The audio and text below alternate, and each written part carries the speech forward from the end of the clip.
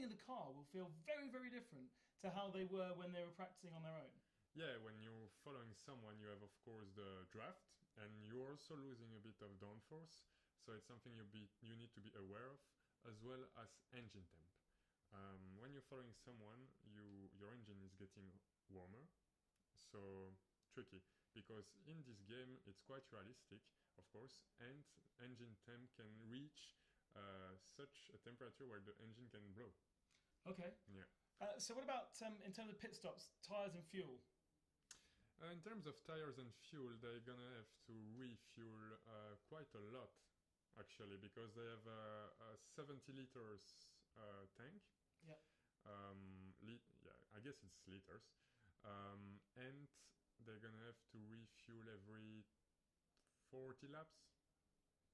So okay. Yeah, it's gonna be crucial because, as we all know, in American racing, safety cars are a key part of the race result, because they can, of course, take an advantage by pitting during the safety car. And as there are much more safety cars than on a road track, it's a key part of the racing. So I just want to welcome everyone onto the stream who've yet to join us, and now I think we're across all of our different platforms. So hello, welcome to you. We are in the commentary booth sitting above our gaming theatre in the McLaren Technology Centre for effectively what is the second or third day of competition for the McLaren Fastest Gamer. We have 11 of the fastest gamers around the world from different platforms. If you're aware of gaming platforms, iRacing, Forza, R-Factor are all represented here, and a guy from Gear Club, which is a little iPad game, no steering wheel, no acceleration on the one I was playing. I just had to steer. That's all you had to do. It was very amazing. Yeah. Oh, do you accelerate by doing that? You might. Oh, that's why I was really slow. I think you accelerate by doing that and brake towards you. Okay, that makes sense. I've never tried. Anyway, he qualified on Gear Club, and he was actually Henrik, who is a surgeon, so incredibly intelligent guy. He qualified through and did a good job yesterday. We're just gearing up for the Indy 500 full-length race, almost full damage, and we have our 11 gamers just being gridded up in a moment's time. We'll get the race underway. We were just talking with Wolfgang Rieck beside me. I'm Ben Kostenjuris. We're going to have various guests sitting along here, so Wolfgang doesn't have to spend all 4 hours up here. Unfortunately for you guys and for me, I'm up here for the whole endurance race. Oh, by the way, this isn't the longest race they'll be doing, but I'm not allowed to tell you exactly what they'll be doing. Nice. You know. I know. That's going to be interesting. It's going to be for everyone, I think, for everyone.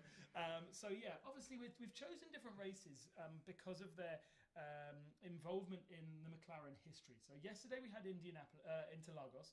Brazilian Grand Prix obviously made sense because it was Brazilian Grand Prix day, but also we simulated Ayrton Senna's difficulty in 1991, where he had to drive the last kind of 6 or 7 laps in top gear.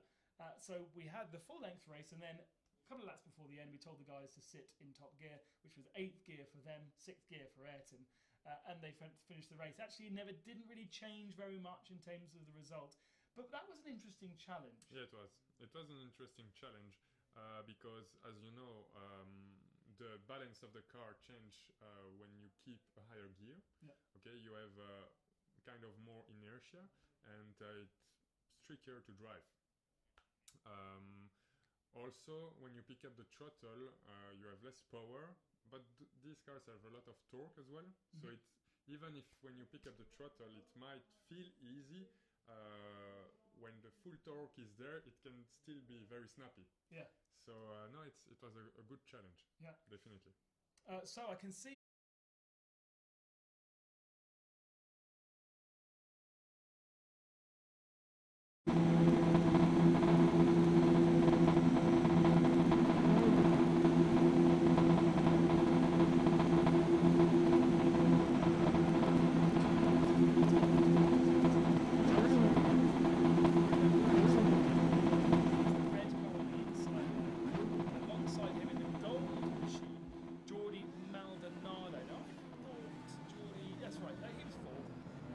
Was Henrik in the kind of the purpley machine, and then beside him in the gold machine.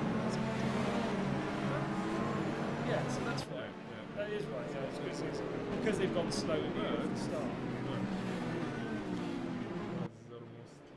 Yeah, so he's he's there, yeah. Yeah, the thing is, there's a couple of different yellows and a couple of different blues. We're going to have to work our way around. Behind Geordie is Harry Jackson, a pale blue machine. You can see just there, middle of shot now, and beside him, I believe, is Orlin.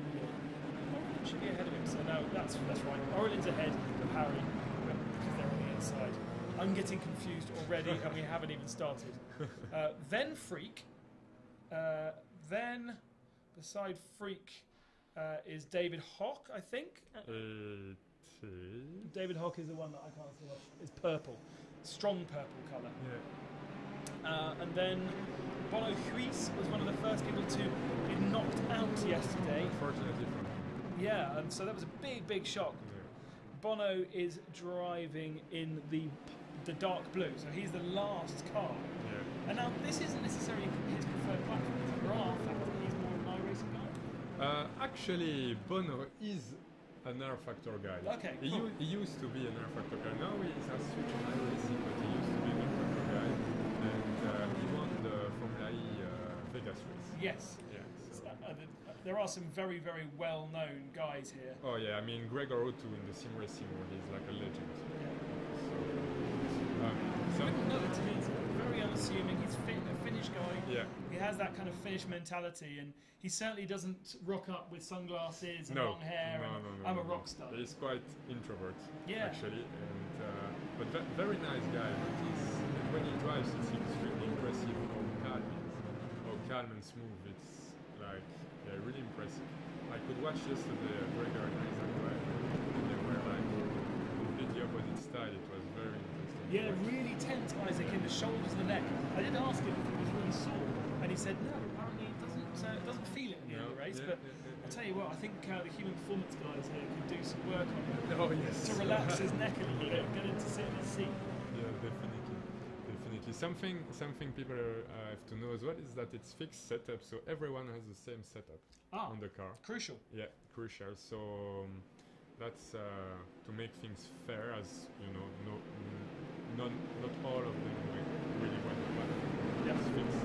And the other thing is they're all using Sparco seats, Logitech gear. They have so they're all the same. All the same steering wheel, same screen, same everything. And that will potentially vary from what they have at home, and that can be a really important part because it's hardware. It's how you feel. Right, safety car is going in. The pack start to bunch up. And this is where the melee happened yesterday, right at the start. It's still an order that's not necessarily you would expect from a qualifying, with Bono Huis right at the back and hanging back as well. Very sensibly. We are racing now, and not a good start from Jordi Maldonado. He's the kind of the cork in the bottle. And Henrik Juice goes to the inside and takes third position. Fantastic from our Norwegian competitor. He's in third, Jordi in fourth, and then behind is Aurelien Mallet in fifth spot. Mallet looks to the inside. At the front, it's Rudy Van Buren who leads. And in second spot is Gregor Hutu.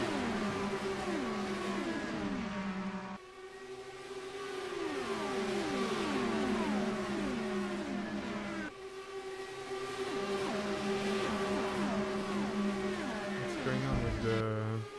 Coming over to the line then. Henrik Juice holds the inside line, but round the outside and sweeping into third position, as you would expect, Jordi Maldonado. Really in first position, as I said, he's really extremely fast. It's not something you can sit up and do alone. No. As you can see from Jordi Maldonado, he's picked up the slipstream, then he's picked up the slipstream again, and now he moves into second position. He did clip the grass though. Is that a bad thing? It's a very bad thing. It can be very dangerous to lose the car. You can lose the car really quickly by doing that. Okay, so Jordi then, Jordi Maldonado into second position. Gregor Hutu in the slipstream in third, and now we've got this big pack starting to develop, as you would expect in IndyCar. Somehow, Rudy Van Buren has kind of broken the toe. He's out on his own. Yeah. Gregor Hutu just went a little bit wide there, a little bit closer to the wall than perhaps he'd like. Super impressed by our Norwegian friend. And Henrik Drew still in 4th spot. Then Freak Shot Horse coming through in the slipstream. And Freak is going to take the inside line and move himself up into 4th. Very impressive start from Freak as well, who was a bit further back. Oh, but Henrik Drew... He kept it. Put in, staying off the racing line. And there are a couple of grooves around the circuit, but that was brave. Yeah, it was. Because he was being sucked towards the line. No real progress made from Bono Grease so far. Grease in 9th, David Hock in 10th, and David Legraff in 11th at the back of the field. Isaac Price only 7th spot, so he's not had a very good start. No, very bad start from Isaac. Would be interesting to know what happened to him. Oh, here we see. That's Freak going down the inside of Henrik Drew. Yeah. Again, Drew goes a little bit wide. So I'm really impressed by Rudy right now because he has pulled a gap of 3.67 seconds now. Impressive, really impressive. But the car will probably be using a little bit more fuel, punching its own hole in the air. Yeah. Compared to the rest of the guys behind. Yeah, indeed. Oh, yeah. Almost touched the water. It's that bright green car, I think. Aurelien. Is it Aurelien? Yeah. Aurelien Mallet. He's now going to be passed by Harry Jacks, who goes to the inside line. And I think Harry is going to take that position, lose himself up into 6th spot. Oh, Henrik Drew, I think, had a big moment there. He's gone super to the inside. And he almost clipped someone. Comes back onto the circuit. Luckily, everybody missed him. He now goes to the pit lane, and potentially he's already hit the wall, so needs to repair the car. Shame. A good first couple of laps from Henrik Drew. Super impressed. And it scrambled the field a little bit. Isaac Price now at the back of the field and battling with Bono Crease for 9th and 10th spot. Yeah, I'm quite impressed by Jordi as well because in practice he was maybe a bit further back, but now he keeps 2nd position. I think Freak is catching him, but not that much. Willie Maldonado now, as we watch, into 2nd position. And he does have space. He's broken the toe. Freak Shot Horse into 3rd spot ahead of Gregor Hutu. And Aurelien Mallet in 5th position. Isaac Price, as we said, drops down to 10th. Henrik Drew in the pits has dropped a lap. Now, if we have a safety car, Isaac, you can get it back. Yeah, he can get it back if he has a safety car indeed. But then he has to make the choice to not pit. Yes, of course. Which, it can be a very tricky choice. But look, Isaac, what's happening? Oh, Isaac down the inside of Bono Crease, goes up into 9th position. Bono Crease down to 10th spot. Oh, big slide though, big slide, hits the wall. Hits the wall, yeah. And that's going to be damage. I noticed in practice, as soon as you hit the wall, you get damage. Maybe not so much damage. But you do it. And it's potentially, Isaac's already hit the wall, and that's what he's carrying. He doesn't want to pit, because he doesn't feel like he's losing too much time. And if you pit on the green, you'll lose a lot of time. But potentially, he has a problem with his car, and certainly now, after that contact, he will have a little bit of damage that will slow him down. And he was 2nd in practice, so I was really surprised by his pace. So just turn our attention quickly to the heart rate monitors of David Legraff, Bono Crease. Over 150 for David. It's certainly gone up. Well, it looks a bit... Oh, look for Bono. Yeah, Bono is at 140 beats per minute as well. Yeah.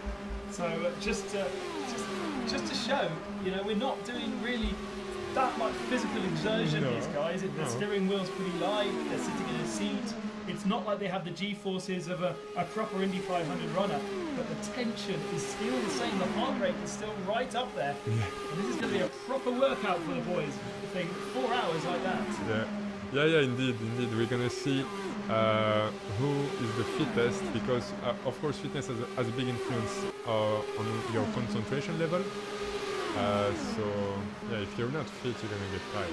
Aurelien Mallet up to 4th spot. Freak Shot Horse up to 2nd spot. So changes as we go on to lap 10. Rudy Van Buren still leads by 7.2 seconds now. Freak Shot Horse ahead of Jordi Maldonado. Aurelien Mallet, Gregor Hutu, Harry Jacks, all in this little battle with David Legault at the end, the back of it.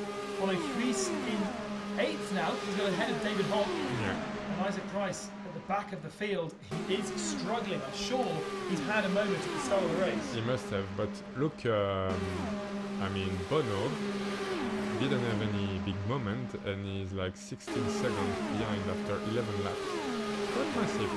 To be honest, I'm surprised by the gaps. I'm really surprised. I would have expected people to stay in the pack doing more laps. Or it should be. I mean, it should be easier to run in a pack in terms of the speed, because of course you are able to suck up to the next group. But for the moment, it looks like it's pretty spaced out. How long, if we stay green, how long do we expect these guys to stay out? I think it's about 25 to 30 laps before they need to pit. If they took the start with full tank, it might be a bit more, like almost 4 laps. Of course, that's a choice you can make. You can keep it 4. Get started and light to break the toe, get away.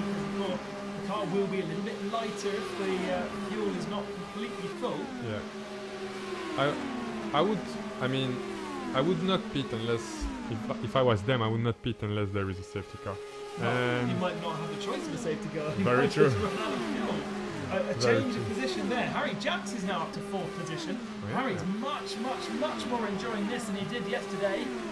He really struggled in the Formula 1 car around Interlagos, and in fact, mid-race got caught out by Aurélien Mallet coming back on the circuit, clouted the wall, and sadly had to retire out the race. We lost yesterday in the race. Freak shuttles, Harry Jacks, Aurélien Mallet 3 laps before the end, as we see a replay here. We are on board with Enric. And is this what happened to him? Oh, snap. Yeah, just lost the rear. Yeah. Oh, he was lucky when he came back on as well. I think Enric decided to pit and lost it when he decided to pit. I think because he didn't hit anything, so there was no reason to enter the pit. You see what I mean? I see. But he did lose the rear. He did. Maybe he felt like he was hitting something. No, I guess you wouldn't know unless you saw on the data. He doesn't have a huge amount of experience on this game, so some of the guys would go through a menu, they would to check to see what happens, but he might not know that they can even do that. So I think one of the fastest at the moment is Bono. Okay, so he's got himself going. Yeah, he's up to 7th spot now. Yeah, and also his gap compared to Rudy increased, but not that much. You're already 3rd.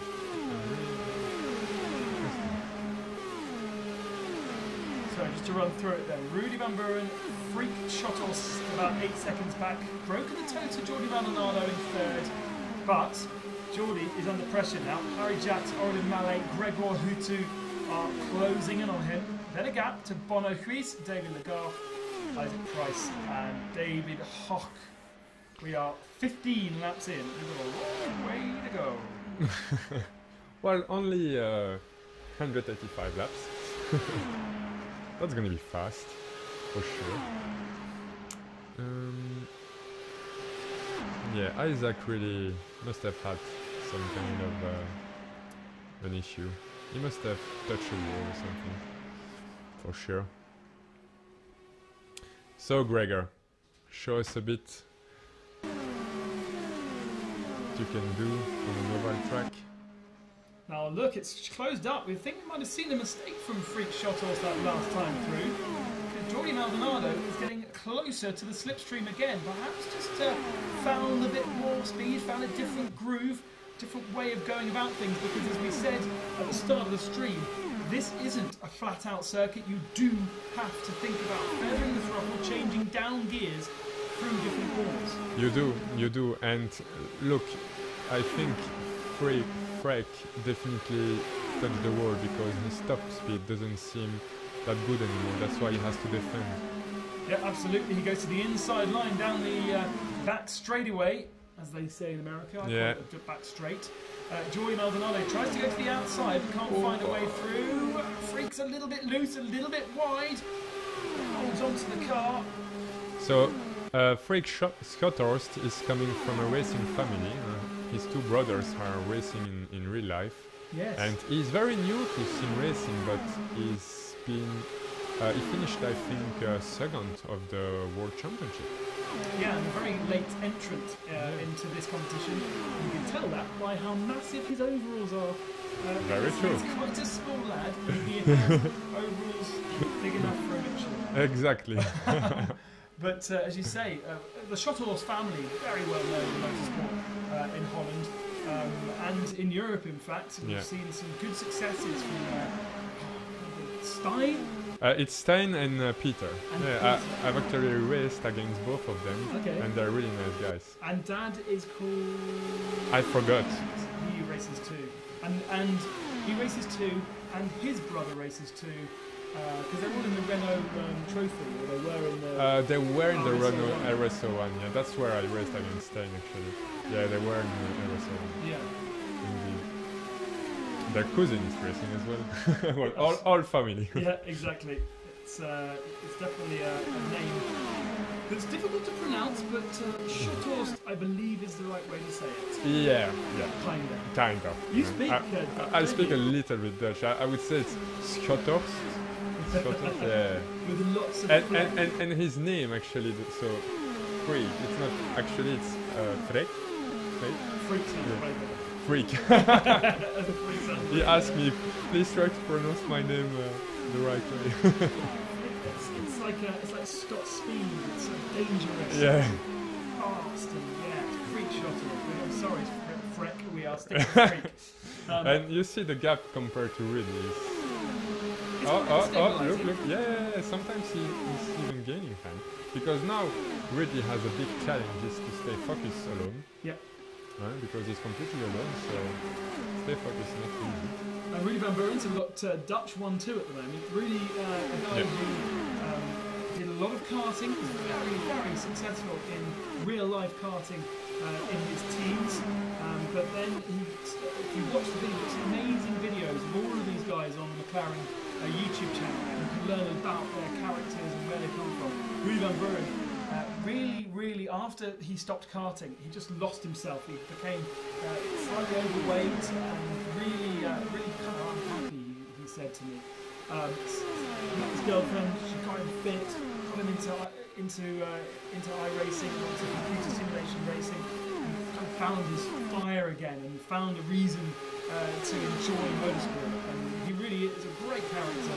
He was the one that won our live finals in August on our Factor, and we're on our Factor, a very different discipline, but platform-wise, this is his preferred place. Yeah, exactly. And well, motorsport, of course, is as we know, is quite difficult to get through the ladder, of course.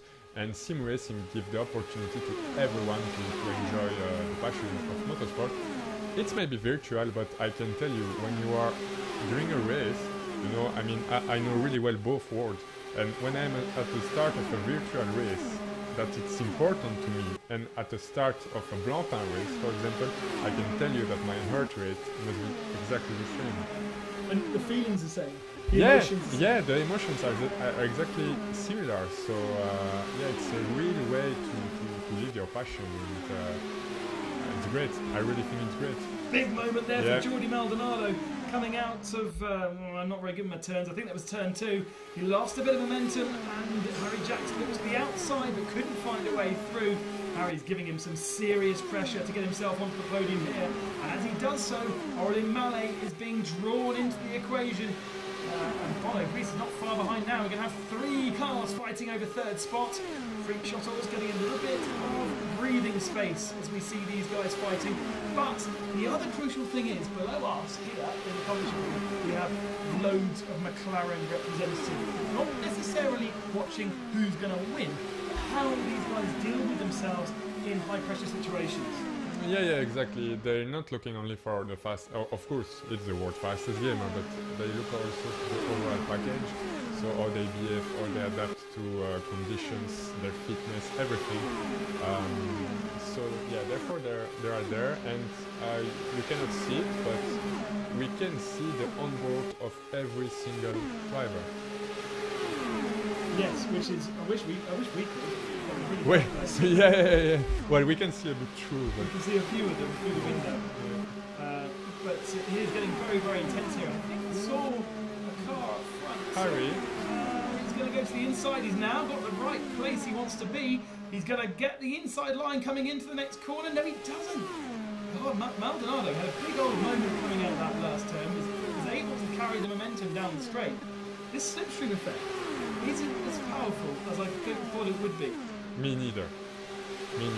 Jax was a little wide there. Yeah. Didn't have a great line. Bono catch them? Yep, definitely. I think they're all kind of squabbling over the same piece of tarmac, and that is allowing the guys behind to catch up. We saw it with Orlin Mallet, who's closed the gap down, and now Bono's making it 4 cars. It's just a fraction wider, and sometimes that's okay. Sometimes it works for your car because your car needs to be that little bit looser. Certainly carried more momentum. He's got the overlap down the inside and he goes into 3rd position. Harry Jackson to 3rd. Jordi Maldonado down to 4th spot. Yeah, great move. Great move from Harry. And look where Gregor is. 22 seconds. Oh, he's fighting back. And no. To the outside, yeah. But see, Harry Jackson is going defensive. You only go defensive because you're going to compromise your speed, and you really want to be focusing on what's going on ahead rather than getting embroiled in a battle with Bono Grease and Orlin Mallet. They're already 18 seconds back from Rudy Van Buren, who is marching away, and he's not far away from having to start lapping David Hock. Indeed. Henrik Drew's obviously out back on the circuit, but he's only lapped down, so he is somewhere out there. But really, David Hock hasn't had any problems. No. He's 20 seconds back from Legault as we see Bono goes to the inside of Orlin Mallet, and that is going to be a move. Hughes up into 5th spot, taking him time to get up to speed, but now I think he's found his groove. Yeah, he did. Indeed. So, something quite interesting to see is Harry and Jordi, who were maybe a bit struggling yesterday in the Formula 1. They're up in the game here in Indy 500, where Isaac Price and Gregor seem to struggle. And they were 1-2 yesterday. Yeah, absolutely. Let's not forget that. Different racing, different platforms, produce different things. Big defensive from Jordi Maldonado, who's got back into 3rd position. Harry Jacks couldn't find a way past, and he's now got a mirror full of Bono Grease. Isaac Price up to 6th. Orlin Mallet's up to 7th now. So he's had a big moment. Bono heart rate is 150. Whoa. Now to the inside again, Maldonado, but he got a bit of understeer there into the corner entry. Huis has not had a good corner, and Isaac Price is on the tail of him now. Fascinating stuff. Ooh, mistake from Jordi. Yeah. Very dangerous to clip the grass. Very, very dangerous. And Jax goes to the inside, and Bono took a double slipstream there, and he's going to run a bit wide now. It's getting very, very tight. Bono retired out of race 1. He doesn't want to retire out of race 2 or compromise his position. Look how close they are. This is wonderful stuff. Reese to the inside again. Down the inside, a great view here from Orlin Mallet of what's going on in front of him. And we can see what's going on his dashboard. And Reese is up to 4th, Maldonado to 5th, Price to 6th. More momentum carried from Orlin Mallet through those section of turns. But they are starting to pick up a bit of understeer. I wonder whether these tyres after 31 laps are starting to go off. They must start to go off, indeed. And it just looked like, obviously you've got the slipstream, but that looks like a bit of horrible understeer. Very few mistakes we've seen so far, as in big mistakes. Yeah, absolutely. That's good for us. Much better than yesterday. Oh yeah. Glad you're joining us today rather than yesterday. Isaac Price is now 5th ahead of Jordi Maldonado in that bright green machine. Wow. So he's found some pace. Maybe these guys at the back were preserving their tyres, and now they've got better grip than the guys that we saw initially at the front of the field. Wonderful to see those snakes. We see those snakes in the 500 as they move around on the start finishing straight. We've got it right here in the world fastest game at simulation race number 2. Yeah. Ha. I really like the camera's angle. It's just like in real life. To be honest, apart from the fact that there's an Englishman commentating rather than American, it could be the Indy 500. Need a few more cars, perhaps. Yeah. Changes further back down the inside. That's David Legraff, I think, in the blue machine. Yeah. He's puts Aurélien Mallet further back. Sorry, that's Well, Hutu, isn't it? There is 4 seconds between the 3rd position and the 9th position. Mallet into the pits. He's always spun. Oh no! He spun as he got onto the pit limiter. Did he make contact with the wall? If he did, it'll be a longer pit stop than he would expect. They've been told to be careful because the car is very oversteering, under braking.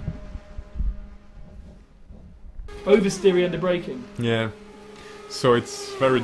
I mean, they need to be careful when they pit to not lose the rear, just as we've seen basically. So easy to do when you've been running at 220 miles an hour and you have to slam on the brakes. Here's a replay then of what happened. Isaac chooses to hold the inside line and go into the pits, carrying so much speed onto the brakes. Whee! And too late. Yeah. Oh, and he has made contact as well. That's going to be big damage. That's going to be big damage. We'll have to keep an eye on when he comes out of the pits. For the moment, he's still ahead of Hendrik Drew in 10th spot. But Aurélien Mallet had plenty of spins yesterday in the Formula 1 race. So he's one guy that's been really struggling in these simulation races. Meanwhile, great battling. Bono Huis is up to 3rd position now, ahead of Harry Jackson. Oh, contact with the wall. That was big contact as well for David Legraff. Yeah. And he's going to have to go into the pits. It'll be a good time to do so. His tyres are certainly going off. He carries on though. So, yeah, we can see Bono 3rd, Harry 4th, Isaac 5th. So, even though they were dropped a bit at the back of the field now, they managed to make their way up there. Jordi Maldonado, by the way, is the man that's fading significantly. He was up into 2nd spot at the start of the race. He's now down in 6th spot. But Gregor Hutu is trying to find a way past in 7th. And here's David Legraff as well, part of that battle, having made contact with the wall. I wouldn't try to push too hard to brake at the last meter when entering the pit. Because you know, it's such a long race that there's no point really to risk to lose the rear by braking too late. Yeah, we've got Neil Oatley as part of the judging panel today, and he was working for McLaren with Fernando Alonso at the Indy 500 this last year, and he said to me, it's all about getting to those last couple of laps. It's all about making sure you're there 20 laps from the end and in with a chance. Don't try and do the heroics now. Whoa, okay, so Jordi didn't touch. No, but Jordi had hit the grass again, and that forced David Legraff wide. Now I think he's going into the pits. We've got a couple of guys in the pits. Legraff being one. Who's the other one going into the pits? Perhaps Hendrik Drew for a 2nd time. Yeah, I think it was. It's a real shame. First couple of laps are great for Hendrik. Yeah. But just remind to everyone. Yeah, he's up against the world's fastest guys who are used to racing with steering wheels and pedals on iRacing and R-Factor, and he raced on an iPad on Gear Club. Really spitting, I guess. I see the gap. Oh yeah, the gap going melting. Down. Yeah. So Rudy is in the pits. We've got a lot of pitters. They've obviously decided this is the time to do it. That 37 under green flag conditions. And you can see just how slow it is in comparison to the cars whistling past on track. See, now this is where I need to make note of who's pitted and who's not, because it's going to get complicated soon, isn't it? Yeah, but they're all going to have to pit anyway in the next 1 or 2. Ooh, Gregor there. So close. So close. Yeah. Jordi in 4th, Gregor in 5th. It's also only 7/10 of a second between Bono and Harry at the front of the field. Those two have yet to pit. Isaac's yet to pit. Jordi and Gregor have yet to pit. So about half the field are pitted and half the field have not. Rudy Van Buren, our one-time race leader, in 6th position for the moment. But 2 more cars in the pits, and Isaac Price mirroring that, I think, of Bono Huis. Those two have gone into pits now to do their stop. Meanwhile, these two continue. Jordi Maldonado was the man with the problems middle stint as Hendrik Drew gets out the way there and being lapped for a 3rd time, sadly. Some comments. Fantastic.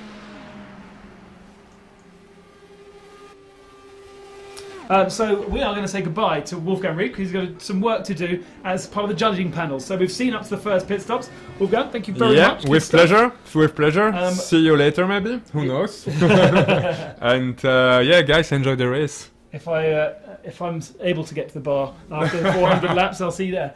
All right. So lap 40, the rest of the cars come into pit lane. Jax, Maldonado, and Hutu. We shall reset the order after the first round of stops. Thank you for those guys who are chatting to me on YouTube. Hello everyone. Hello Matt Richards. Hello Niels Helden. If you want to ask any questions, look at this! 3 wide out the pit lane. Fantastic stuff. That's proper IndyCar.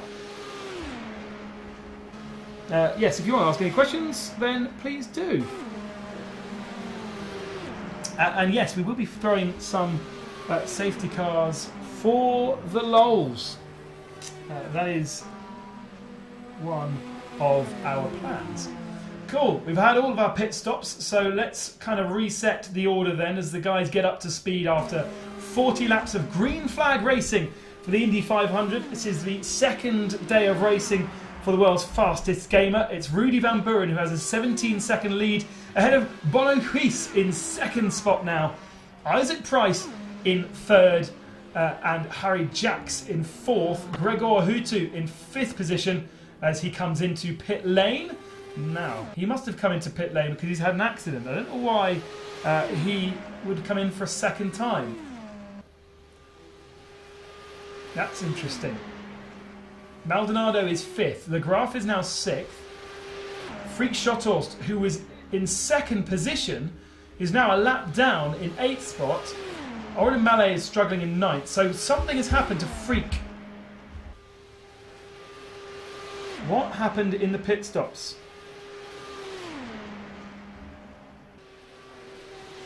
I'm on my own now in the commentary box. I've got to do about 3 different things. So if I go quiet, just leave me for a second. I've got all of these things. Yes, exactly. Who's that?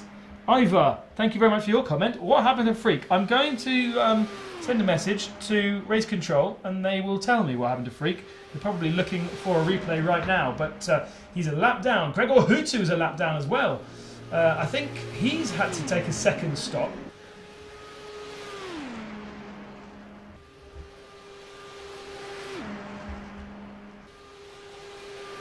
Yeah, just to clarify, all of these guys are here at the McLaren Technology Centre in the gaming theatre.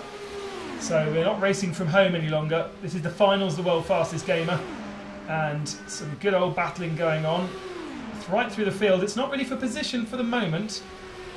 This is Hutu and Harry Jax, who are a lap apart. We've had plenty of pit stops, which is a little confusing. And we're going to have another guest. Woohoo! Hello. I needed another guest because I was getting bored on my own. We've got lots of confusion going on. You're not going to be able to tell me because you've been walking up the stairs. But we've had the first round of pit stops. And we've got... Where's Freak? There you go. That's what all these guys have just been saying. Where's Freak? We're going to find out. He had 2 crashes into the wall. I don't know if you saw him. After his pit stop? No. Just since the start of the race, very early on, when Okay. the start of the race, he touched the wall once. Then kind of, not half the race, but after this point, he had another contact. And probably, if he kind of pitted, his car was repairing for a bit longer. Ah, that makes sense. We've seen so many people touching the wall. So as soon as you go into the pits, all of those problems are automatically fixed. And now he's got a good car, but him and Gregor Hutu have lost massive amounts of time. We saw also Jordi Maldonado, many touches to the wall, and he's now in 6th place. All of those guys 2 laps down, only 5 now on the lead lap. Van Buren 17 seconds ahead of Bono Huis, who was struggling at the early part of the race. Isaac Price in 3rd, Harry Jackson 4th, and David Legault in 5th. So you've been following the race in the gaming theatre? Yes, I have been following, and I'm quite surprised because Bono started last and now he's second. Yeah. So I think it's a very good recovery for him. And Rudy from the start is also a very good start, get away from the toe, and he just starts pulling away, and now that's why this kind of with a 16-second lead lead.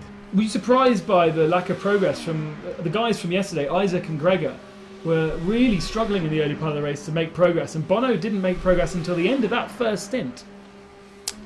True, it's I don't. To be fair, I don't know. I'm still quite amazed how he's in second at this point. I think just probably using very well the draft and his overtaking opportunities. Also, Jordi, when he had contact with on the wall, he had quite a few cars behind him, and I know Bono took that opportunity quite well at that time. Interesting to see. Oh, there's a replay of Dave's purple car. It was that crashing at the top of shot. There's a few purples. Yeah, it wasn't. It's not. Or close to purple. Be surprised it was David Legault because he's still running in the top positions. But somebody had a big old contact in the pit wall. I'm guessing it will be David Hoch because David Hoch, yes. Yeah, because it's in last at 5 laps down at the moment. He's the one I can't see on my sheet. Yeah. This is David Legault, Frenchman, the oldest of our competitors, with 2 children, in fact.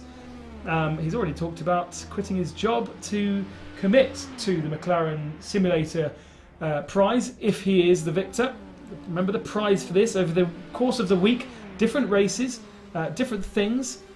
Here is a replay of David Hoch, I think, coming through the final turn. Is he going to lose the rear? Is he going to choose to go into the pit? No, he chooses to go into the pits, and like we saw earlier, locks the rears into the wall.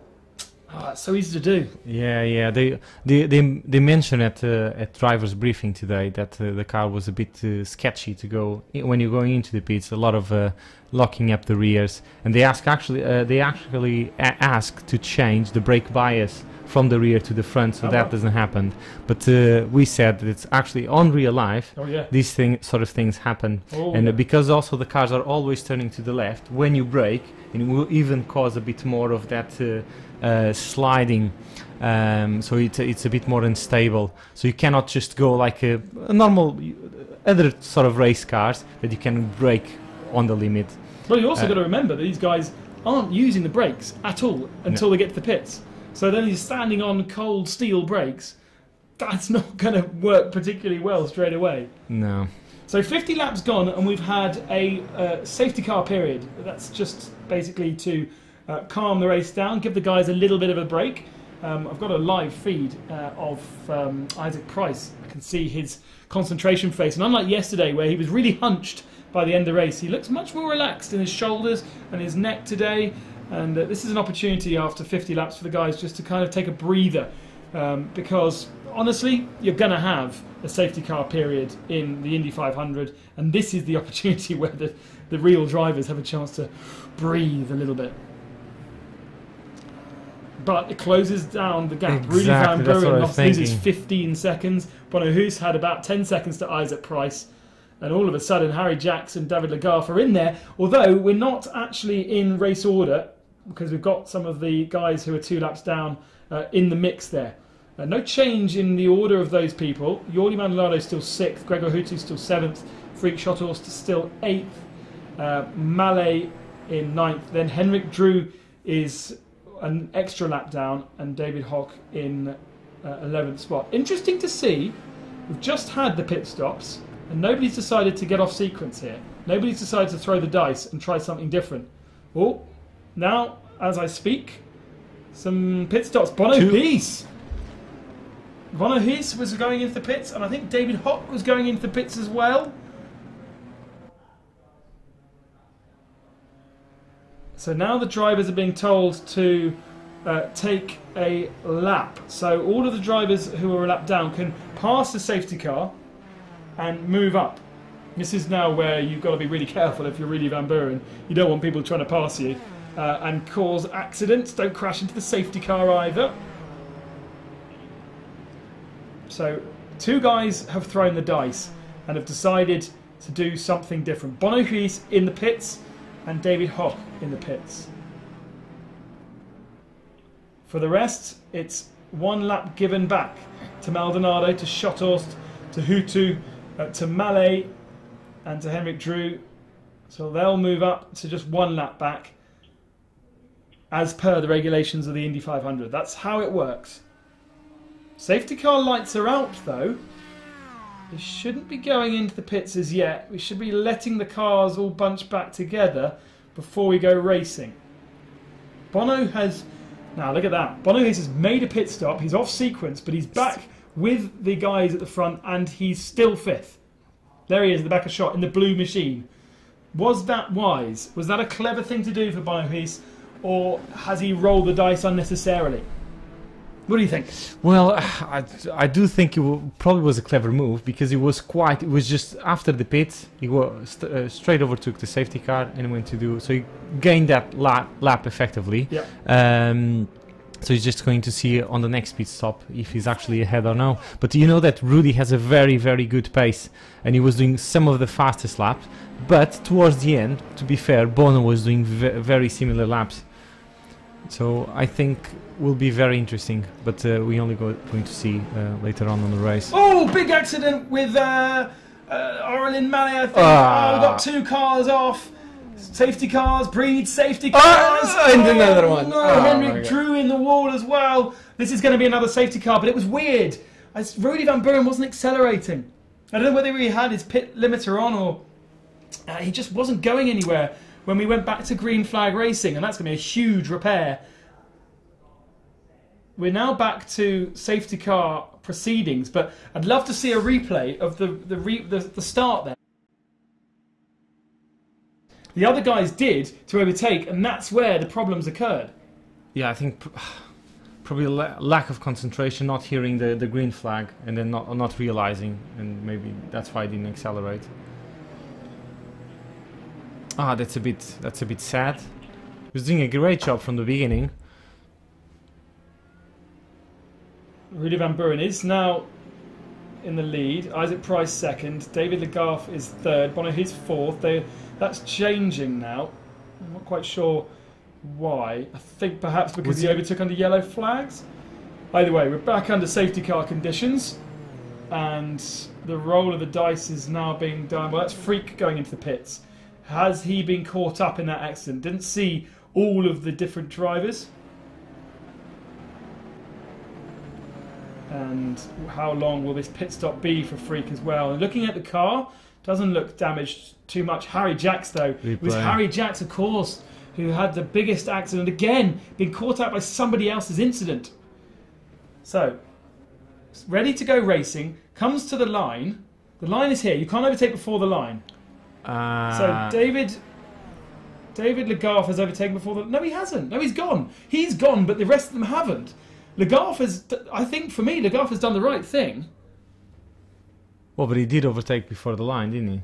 It was close. It was close. It was close, but for some reason the other 4 didn't accelerate. And then, when they did accelerate, Harry Jacks accelerated, got forced at the outside, bang into the wall, and now he's made it back to the pits. But certainly confusion there as to what was going on post-safety car. This is where we need to talk to talk to someone and find out what's going on. Either way, Van Buren has survived the chaos. Price is ahead of Huis. David Legault is 1 second back, and now we're going to have some more pit stops. We have Bono in 3rd. Yeah. So it probably worked out even better for him. Yeah, because of course Bono is on a different strategy now. Yeah, he just did 1 pit stop, right? And he's in 3rd place, a second from 1st. Very, very interesting. In the pits, Freak Schotthorst. I think we saw Gregor Hutu going into the pits at the back of shot as well. And Henrik Drew. Right, who are we on board with here? This is Freak. So why has he come into the pits? Oh, this is the guys catching up, because they didn't actually get into the queue. Now we can go racing again. And look, they're not going at any kind of speed. Oh, and Freak just nails the back of Harry Jacks. So again, same thing as yesterday for Harry. Completely involved in somebody else's accident. But why, the question is, were the guys not accelerating after the start-finishing line? Didn't they do a pit stop during the safety car, or should only have the release after every car will be regrouped? I would have thought you can't release the safety car until everyone's back in a group. Yeah, exactly. So did they have the safety car? I can't remember. No, the safety car wasn't at the front. Sorry, did they have the pit? Yeah, true. The safety car had gone in, but it was as though they had the pit limiter on, because none of they were all at the same speed. I don't play this game enough to know whether that's a game thing. Either way, some people were up to speed and others were not. Rudy Van Buren leads, Isaac Price second. We've got a pitter further back. I think that might be David Hock again, who's really having a real struggle. The American, he's come from the furthest of all of our competitors, the only non-European, in fact. Here is Harry Jacks then. Is this Harry Jacks or is Gregor Hutu? Similar colours. No, this is Hutu further back. So there the contact. And does Hutu get collected? He does! Ah! So it was Hutu, or is that... Oh. No, that's not Rudy. It's not Rudy? Who else is blue then? I think that was Gregor Hutu hitting Harry Jacks. But somehow he's only a lap down, so difficult. The blue and sun are similar. Yeah. And it's not Bono, because Bono's there. And it's not Orlin, because Orlin's green. Either way, we've got 1, 2, 3, 4, 5, 6, 7, 8, 9, 10 cars in the queue. One missing, perhaps still in the pits being repaired. Presumably Harry Jacks. No one decided to take any pit stops this time.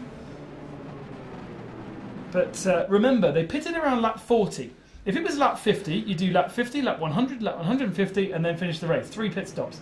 Because it's lap 40, that really throws in a very complex element of strategy into this one. And they're having to think for themselves too.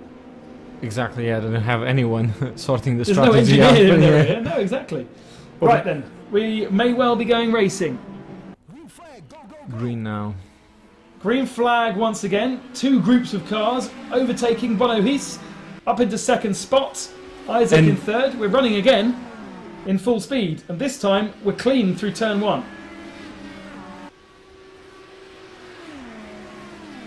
Let's see if Rudy can pull away from Bono, because they were similar pace to now.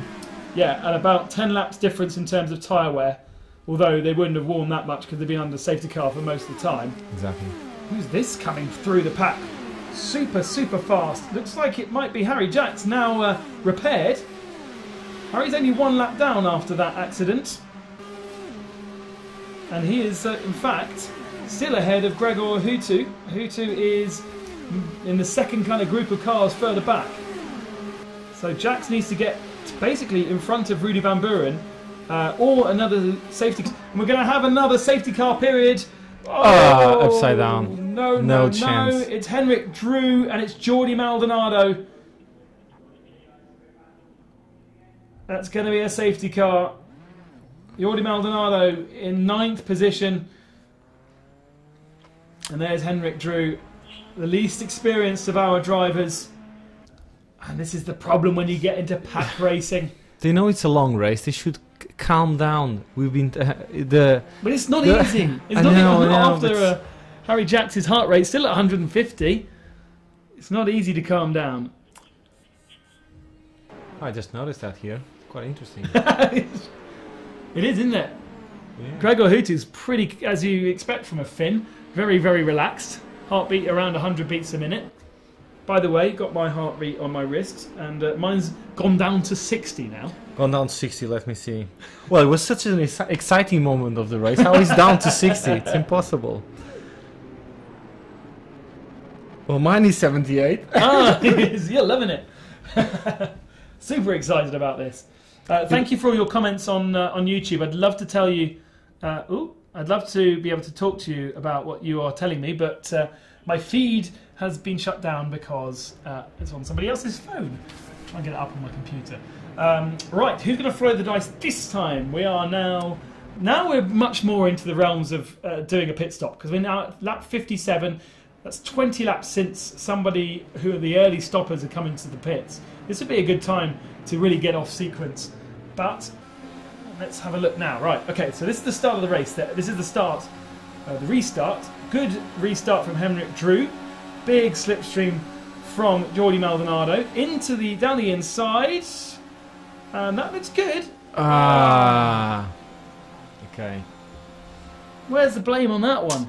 Geordie was trying to hold an inside line that wasn't there. Yeah, it was quite. I think probably went a tiny bit too fast. He had kind of a position. We started going a bit wide, and then.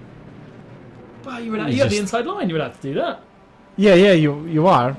It's just kind of, I think, probably not seeing each other. Yeah. That was the main thing.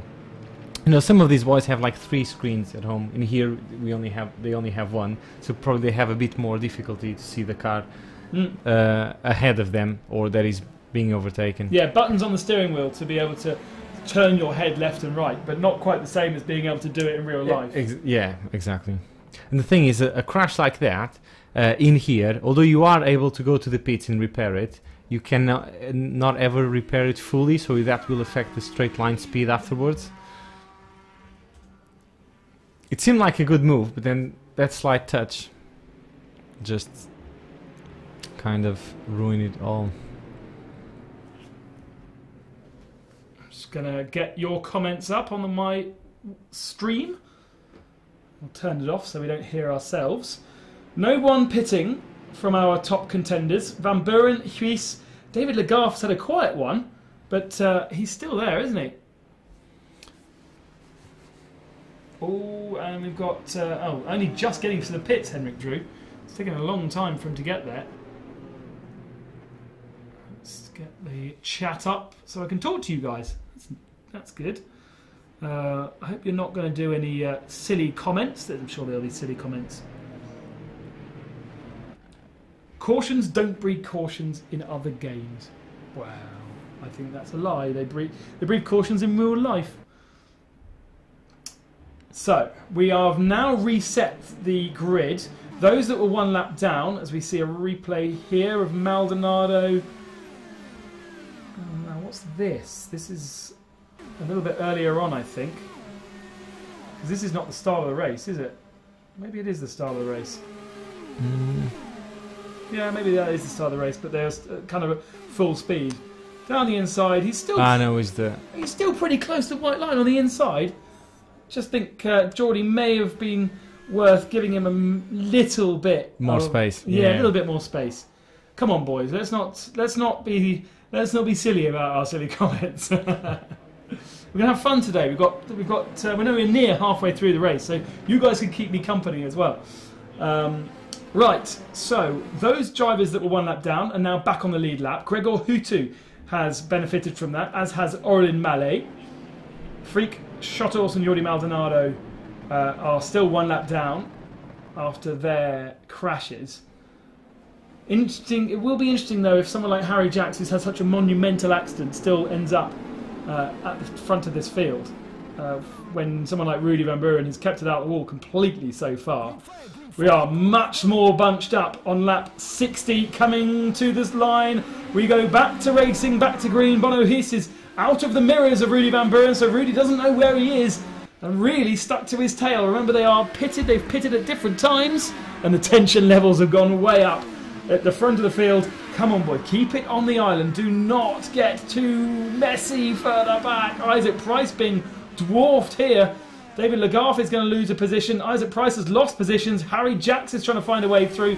But it's really, really frenetic. It's really intense. Small inputs into the steering wheel right now because you don't want to wander up the circuit and collect somebody.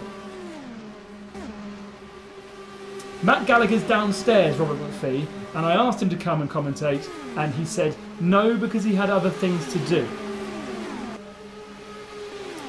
But thank you for your advice. Right then, Isaac Price in 3rd position, Legarth in 4th in the purple machine.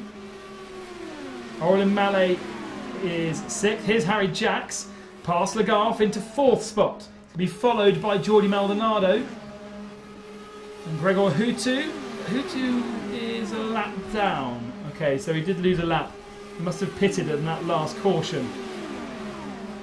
It's impressive the gap already between the first two to the 3rd place, and they just restart 2 laps ago. But they're helping each other, aren't they? They're towing each other away from the craziness.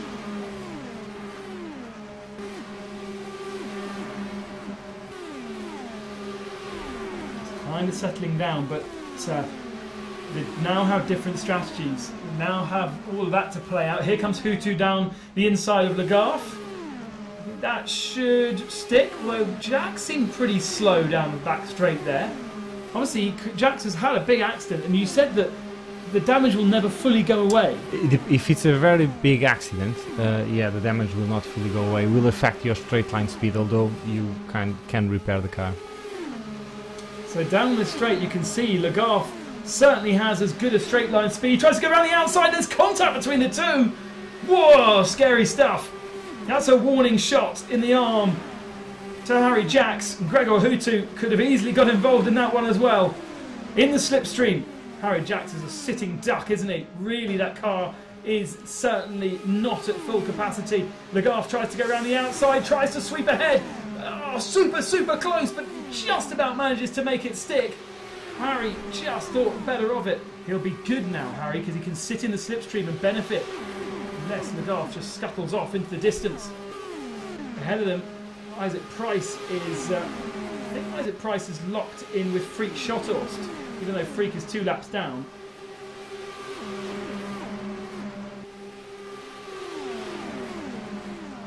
Oh wow.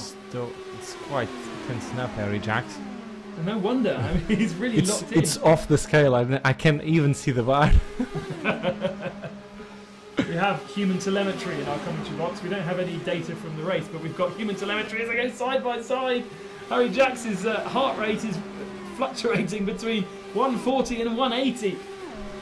Great stuff from Harry Jax. He runs side by side. This with Aurelien Mallet, who's got himself back into the mix after early troubles. He's now up to 6th position. And after that flurry of safety cars, the 3 safety cars we saw, it's now calmed down just a little bit.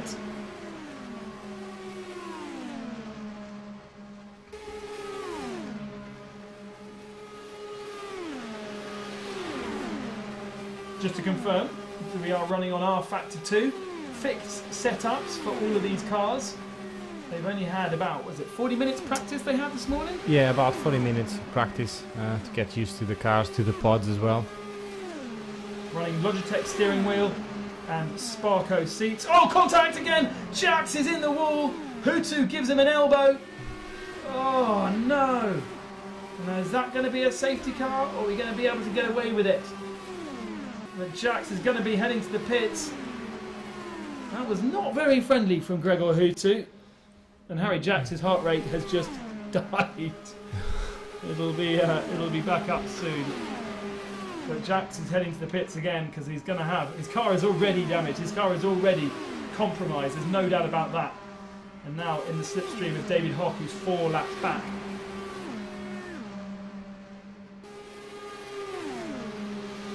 Somebody's asking for Rudy's, Bono's and Greg's heart rate.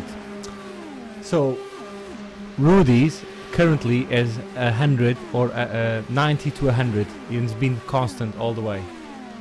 And Gregor, it's also 110, so it's quite low.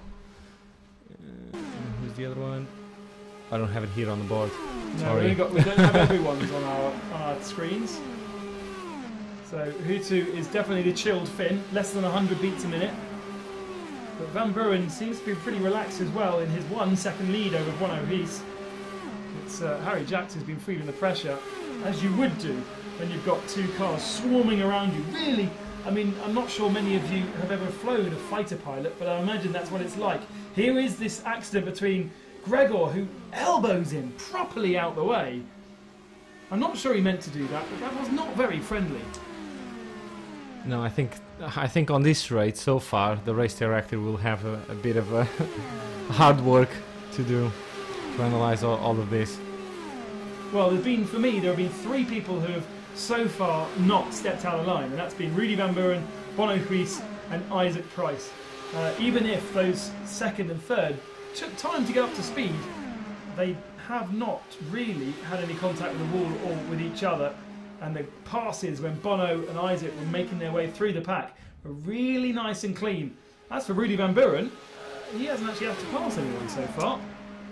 He made a good start and that was it. He was very good at practice, Rudy. He was also was the fastest when they were practicing today.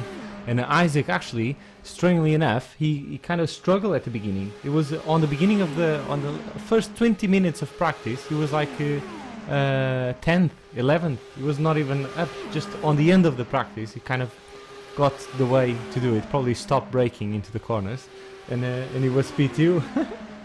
Yeah, there's no brakes here, but it's not flat out around the Indianapolis 500 circuit. And there's a few bumps to catch you out. You have to feather the throttle. If you go in too hot, then initially understeer, and then you come off the throttle, and it's and then it's a massive serving of oversteer and into the wall straight away, and you get punished for that. But Bono is not letting Van Buren go. Van Buren must be coming up to the end of his tyre life. We saw that at the end of stint 1. At the around lap 30 mark, people started to really struggle. Some had treated their tyres better than others. We saw someone like Maldonado dropping down the field. We're now coming up to the second pit stops for Van Buren because he pitted on around lap 38, 39. So multiply that by 2 and you'd expect him to be coming in about 5 or 6 laps. Bono Huis certainly has better tyres because he pitted under safety car after the most of the guys have gone into the pits, so he's on a slightly different strategy, fresher tyres right now, and I think we should expect to see Van Buren in the next couple of laps. If he feels like he's losing pace, I'd love to give you lap by lap the lap time. We don't have that information, but if he does feel like he's losing lap time, this will be the time to come into the pits then. Now the race is kind of settled down and we don't expect necessarily to see a safety car for the moment. These are our 2 leaders. They've got an 7.7 second advantage over Isaac Price. Then a gap. Isaac's on his own. Well, no, he's not on his own, is he? Because he's got Freak Maldonado for a company, even though Freak is 2 laps down. Then Legault, Mallet, Jax, Hutu, who looks like Hutu's gone into the pits again. Because he's dropped, unless he was a lap down. He was already a lap down. He was already a lap down, so he was trying to unlap himself when he nailed Harry Jackson to the wall. What's this a replay? That's Joey Maldonado. I think this might be a replay of the start of the race again. Sorry, not the start of the race, the start of the safety car period. Henrik drew to the inside. Just a little bit. I would have been giving Maldonado, if I was Maldonado, I'd been giving a bit more space, I think. No? Yeah, yes, I do agree with that. But the thing is, if you then don't you have start, to, you can fight. No, but actually I do but the thing is, if he did give a bit more space, he could have kind of lost a bit of the grip and go to the wall by itself. That's true. By himself. So he kind of drags somebody with him. So I think this is you'll be able to answer this question. The setup is a fixed setup for all. Is it a default setup or is it something that WFG have put together? So it's basically a work setup between me and Wolfie. So we kind of worked up a bit on it. It's an endurance setup, so it should be not too complicated. But it's the same for everyone. They only can choose their strategy in terms of when to pit, the rest will be the same. Yeah, and no spotters, no engineers telling them what to do in terms of when to pit? No, they can talk to their mentors if they want to, but I didn't saw, when I was downstairs, I didn't saw any of them talk to them. And their mentors, we should mention that McLaren have provided mentors, Phil Keen being one. Now actually that's a good point, we should have a list of who's mentor. So Phil's, do you know who's Phil mentoring? I just...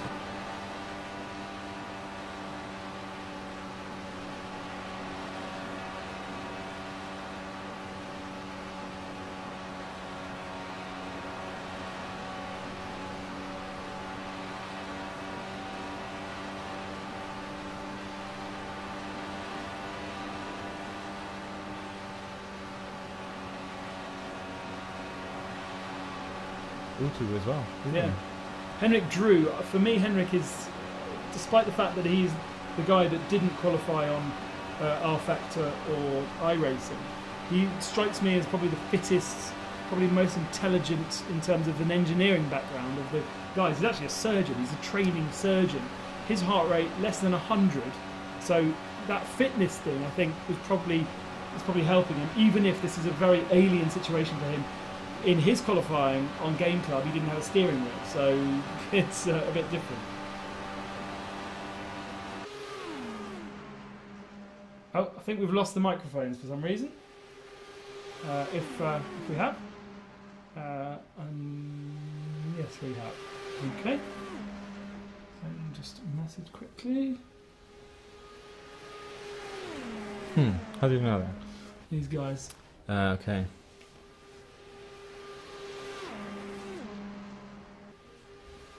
The cable here, though. No, it's not from our. Oh, sorry. Could be the camera battery. I see. Quite like these heart rate stuff, though. Yeah, it's. We haven't got live timing, so. ECG as well. Jesus.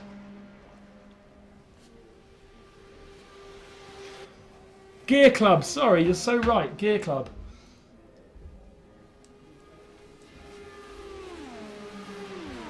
Sorry if you can't hear us. We are. Oh, we're back. Good. Good stuff. Got a good little battle going on for the moment. 3 wide as David Legault goes into pits, I think. Freak Shotthorst here with Isaac Price. They've been running together. Good. Good stuff. Thank you very much to all of you keeping us up to date with what's going on. It's nice to have your company for the afternoon. Make sure you join us on Thursday and Friday, won't you? Because we've got a longer race to do then. Can't tell you exactly, although I think you probably have read the press releases and know that it's a 24-hour race. Won't tell you exactly what. I think there's part of this competition that's being kept secret, isn't there? From I do think so. I'm not sure which part. I'm trying to be quiet. I think the press release said there was a 24-hour race, so we know that there's going to be a 24-hour race. That's happening on Thursday, Friday, and is going to be live streamed for your guys' pleasure. So please join us again. I'll try and keep your comments. I'll try and enjoy your comments, and thank you to DJFL007 for correcting me. Yes, Gear Club, not Game Club. I should get that right. I've been saying it quite a lot today on all the videos that we've been creating. By the end of the 4 hours, you'll get it. And the ID. I'll keep you guessing, Robert McPhee. Can't tell you. Because, of course, McLaren are going, or Fernando's going to Daytona for a 24-hour race in January, and Lando Norris as well. Lando, the test driver for McLaren, should have been here. We wanted to have been here, but had to fly over to Interlagos to do a tyre test for Pirelli, and they just cancelled it. So, a bit of a shame. He's probably be watching this. Are you Lando? Can you say hello? He did in our on the other one, yeah. He tried to qualify as well. But an avid gamer himself, Lando Norris. Wow, big old twitch as we ride on board here with Orlin Mallet. This is MAL in the steering wheel. Nice little touch there from the boys at Simply Race who've put together the back end of this. Rudy Van Buren still just 3.37 ahead. Still haven't pitted though, so he's making this stint go longer. I suppose we had safety car, didn't we? Exactly, so he saved a bit of fuel on that. It was quite 2 safety cars in a row, so he had to save a bit more fuel. Now he's pitted now, 8 seconds. Okay. Although you can't see it. No, Rudy Van Buren in the pits. And Isaac Price and Bono Heath stay out, but Isaac would be expected to come in. He wasn't on the alternate strategy. Here is Rudy Van Buren into the pit lane. It shouldn't take too long to pit, but you do drop a lap from the leaders. Up on the jacks. This is about the same time it would normally take to refuel, change tyres, and off we go. For those of you who aren't educated in sim racing, this is about as real as you can get. There are really very few differences between what you're seeing here and what you would see at the end of May in the world's fastest race, or what is it, the world's greatest race. The world's oldest Burger King in America from the 1940s, and over in England we're a lot older. World's oldest building in America. There's all sorts of world's oldest. Ah, Yeah. interesting. Lando Norris on YouTube. Not actually Lando Norris, but saying, I'm here. Hello, Lando. Maybe real. Good stuff. Lando's going to want that name if he ever wants to make a YouTube channel. He's going to want it. So, now the question is... Where is Rudy going? If he's going to mix with the group, get some traffic, that's going to slow him down, or he's going to be alone? Yeah. Now, Bono pitted at lap 54 or something like that. So, Bono actually, if the race continues to green, if he pits after lap 100, he's on schedule, need to just do 2 more stops, if it's to green. And I think he might be able to do it because he was the whole time behind Rudy, trying to save fuel, I hope. So he can probably stretch his stint. So if he does actually pit after the lap 100, it will be a very good strategy from him, from last to first. Yeah, absolutely. Although, as we've seen, it's been pretty chaotic in the race. We've had so much action, so many people sadly having accidents. Nice to see that Harry is still on the lead lap. Harry Jack's in 3rd spot, still on the lead lap, although of course we are in the midst of a pit stop window, so it's all very confusing at this point. We'll update you in a couple of minutes' time when we know what's going on. Here we are with Henrik Drew, and Henrik Drew has David Hoff behind him, I think. This is not a battle for position. Henrik is 1 lap ahead of David. David's had all sorts of maladies, as has Henrik. Henrik finished in 5th position in the Formula 1 race in Interlagos yesterday, which was a mighty, mighty achievement, bearing in mind where he's come from and the people he's racing against. The rest of them did retire, but the point was, and what McLaren will be looking at, is the fact he got to the end. You know, he actually was able, maybe not on the pace of the others, but he was able to finish when others had silly accidents and crashed out. Exactly, yeah. And well, if you kind of think he gone from other platform, didn't play the R factor to get in, yeah. It's quite achievable, getting to the end of the race. And if you compare also that you are playing in here are the world's fastest gamers of different platforms. Obviously some of them will be a bit better on R factor, others will be better on iRacing, but some of the best. So this we continue to watch Henrik Drew, who's a surgeon from Denmark. Not Norway, Denmark. I was doubting myself. He qualified on the iPad, on the Gear Club app, and we've got a Gear Club challenge this week that some of the guys from the media that we had here today, lots of media from the Times, from Reuters, from WTF1. Hello, Matty. I'm not sure you're watching. It would have been great to have you in the commentary box, but Matty's he's an important guy these days. Formula One commentator, Formula One pundit, Formula One expert, flying off to Abu Dhabi in a couple of days' time, as will Harry Jacks be. But I spoke to Harry and he says his focus very much on this competition this week, far more in-depth, far many more things to think about, and he will enjoy going over and watching the Grand Prix and being part of the end. Oh no, Rudy Van Buren in the wall! Rudy Van Buren has crashed out of what should be first position. We're going to have a safety car, but that's a huge moment. Here is Bono Huis. He's going to get a free pit stop because he can go into the pits. Oh, what has happened to Rudy Van Buren? It has been a faultless 90 laps up to this point. And now front wing damage. It's not disastrous. He's still got his rear wing. Wheels are pointing in the right direction. But we are going to go under safety car conditions for sure. And I think we will see the whole field dive into the pit lane. I think a couple of people were going into the pits. Here is Bono Huis slowing down, and I think he's on the inside of the circuit to head to pit lane. Will this put everybody on the same strategy with 90 laps gone? You kind of don't want to be under the 100 lap mark. I think probably now it's even better for him. If it's safe fuel, if he can stretch that stint, he go up to 100 laps. Will you stay out then?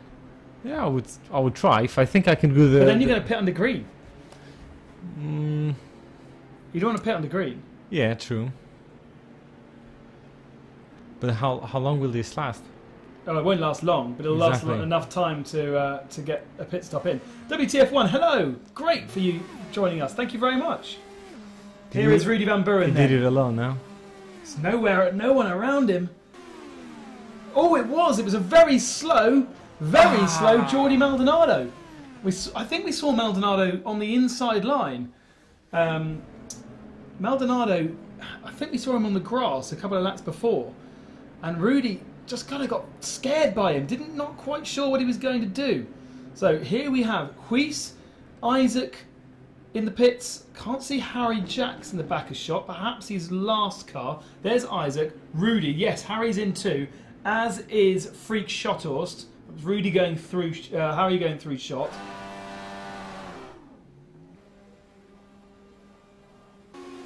Yeah, look at him. He's coming back on the circuit. Good pickup from our replay boys. Thank you very much.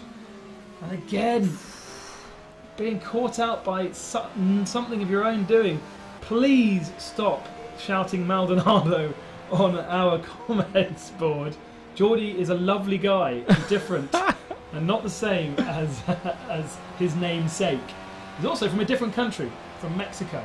I said David Hock was the only non-European. I was completely wrong. Bonahuis back out onto circuit then, and he will join the back behind the safety car. Difficult thing for me is I really like to know who it's. I have this one.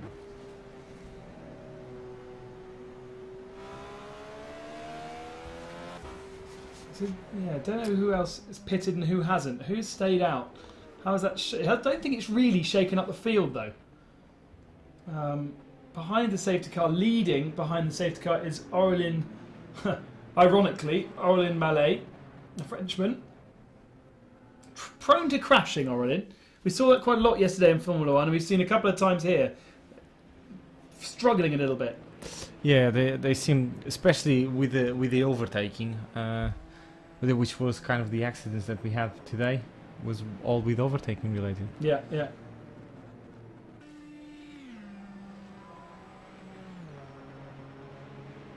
No, I think with the battle will be between Bono and Isaac. I'm not sure if Rudy now is a lap down. It's quite a shame, isn't it? Because it was not quite his fault. He was on his own, and then he was unsafe rejoin from Maldonado, and he kind of reacted, so he didn't crash into it and end up losing the control. Well, by himself, but reacting to unsafe return. Yeah, absolutely.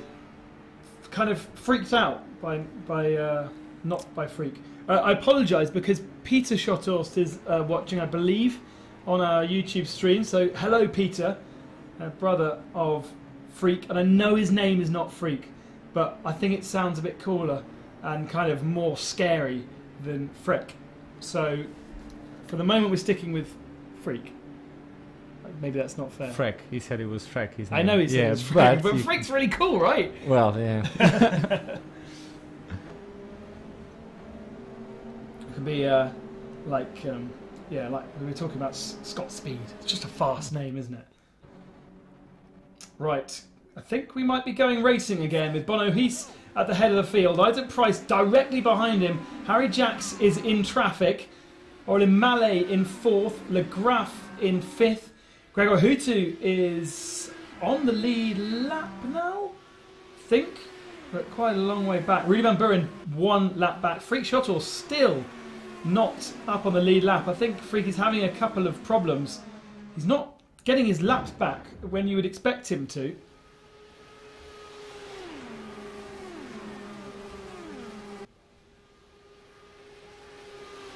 Look at the gap straight away from Bono. Unbelievable. Of course, tyres will be going, temperature-wise, will be being lost at the at the start of the race, won't they? At the start of the stint, they'll be quite low. So, can you get the tyres up to temperature? Well, if you kind of left foot brake, you warm up the discs, and then by warming up the discs, you warm up the tyres. That's one of the main techniques to keep the tyres warm. So they'll be two fitting and exactly. Okay. I'm not sure if they are doing it, but that's how you do it on real life. Oh. So usually it's mainly on the brakes, not swerving around, but we only kind of hit up a bit the side walls and the surface of the tyre, but the main tyre temperature will be on the brakes. Big shout out whilst we watch these early laps of the last stint to Lando Norris, people. Stop doubting that it's not him. It is Lando Norris, and great to have him on board. As I said, it's big fan of online gaming, and as he's not tyre testing in Interlagos, why not join us, Lando?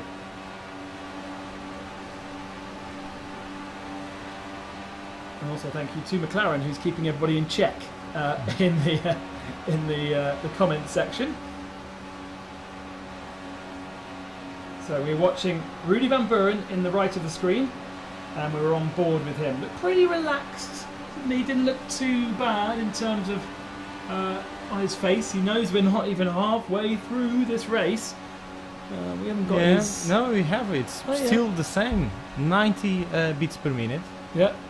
And his relaxed tension rates is 10, 20, like almost nothing.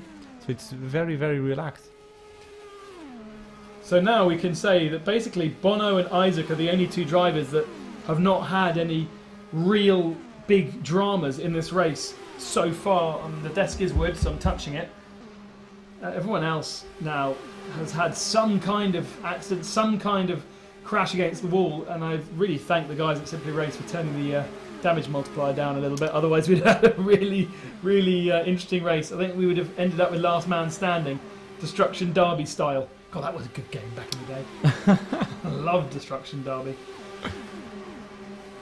I don't like to brag about my sim racing career because it wasn't very good, but I did enjoy Grand Prix Legends back when I was a little bit younger, maybe showing my age to some of you guys. My internet connection was never good enough to go online racing, so I stopped. But not just somebody who's done it, not just a randomer, but I don't shout about it. I don't go, oh, I came from sim racing. My start of my commentary career was sim racing. My start of my commentary career was actually noughts and crosses. I used to commentate on everything as a kid, and it's fantastic. There's this opening now that's become what used to be just a little bit of fun with some arcadey games that didn't really simulate real life, has developed into something that is so true to real life and so recognised now by all of these different places, whether it be the World Touring Car Championship, Formula One, and indeed a brand like McLaren, you know, with such heritage, such history, putting their backing on this racing series, this search to find somebody who is going to start working for McLaren. So they're not taking this is not a game, this is not a phony thing. The winner of the competition across the whole week will have a contract, 1-year contract with McLaren, and will do at least 20 days in the simulator to work for the McLaren team. And today we had Zach Brown with the media, and he was saying esports is now a motorsport like Le Mans, like the Indy 500, and like Formula One is considered. Esports is just as important, and I don't think it'll be too far down the line before we see McLaren signing an esport driver and representing, like we see with FIFA and rugby teams and football teams. I don't think it's that far off. That's not an official line, so if McLaren is still listening, I'm not speaking on behalf of McLaren, but I think we're not far from that point, and certainly McLaren will be the first to do it because they seem to be the only ones to really believe in this at the moment. Speaking to other Formula One teams, they're still trying to get it, trying to understand. And if their only education is F1 2017, then there's a whole world more out there. On board with Rudy Van Buren then. He lies in 6th position, he's a lap down, and he's closing in now on Jordi Maldonado ahead of him. who is 3 laps down. So Maldonado has had another long pit stop.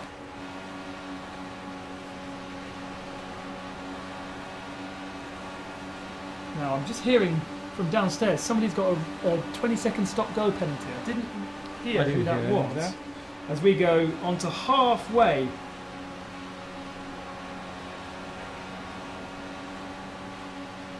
Twenty-second stop-go penalty for Geordie to be served the next stop from race control. Thank you very much to race control for letting me know. I'm going to look at my watch a little bit more. Because I've got my tweets and my commentary and my race control on my watch. Probably will be for the unsafe joining the track. Okay, that makes sense. And that's by the time he pitted, that's another lap down. So I think he's taken it, and now he's down 3 laps.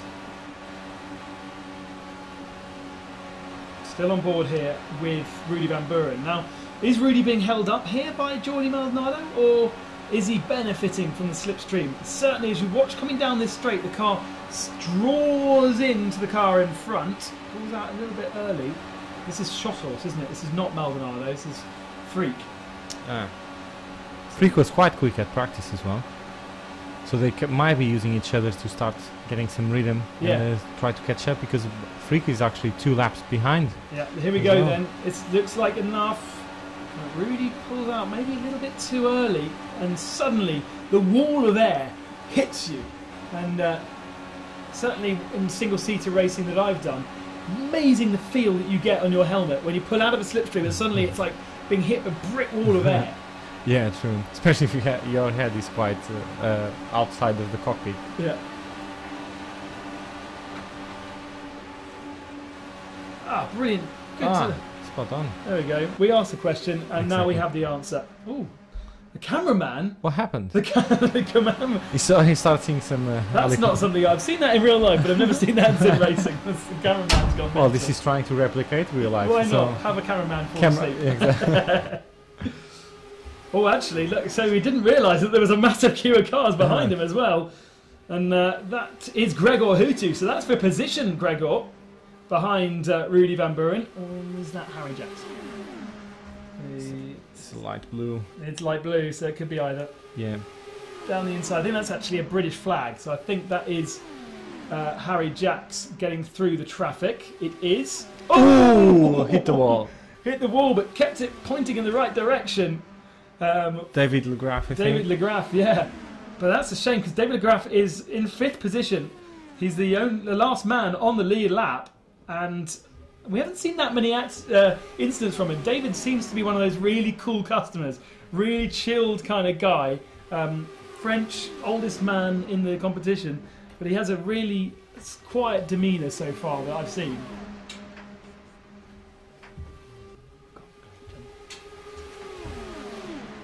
Right, thank you very much. Change of commentary position. I'm staying here, and we'll let you get back to your proper job. Okay, thank you. Monitoring the monitoring the race. And now, oh, brilliant! Now this is the bit I've been fascinated about. We've got Clayton coming in from the MAT, the McLaren Applied Technologies Human Performance. So tell us a little bit more about the characters of these guys, because Clayton, you've been testing them, their cognitive, their psychological. Is that the right word? And their physical attributes so far this week. Yeah, I mean, they're still undergoing a number of tests, but so far we've been able to do a certain amount of cognitive and personality testing, a little bit of neuromuscular testing in terms of like how their nervous system, how responsive it is, how quick the reaction times are, all the kinds of tests that really apply to what they're doing now in the computer game. And then as the week goes on, we've got a little bit more of the physical testing for when they get into the simulator. Yeah, so the physical tests haven't been particularly strenuous. You've been kind of testing limits at the moment, is that correct? Yeah, so far the physical testing, it's more around proprioception, physical control, their ability to kind of judge accurately the kind of forces that they're producing. It's really around the kind of steering control, throttle control. Again, things which are going to be really important when they especially get into the simulator.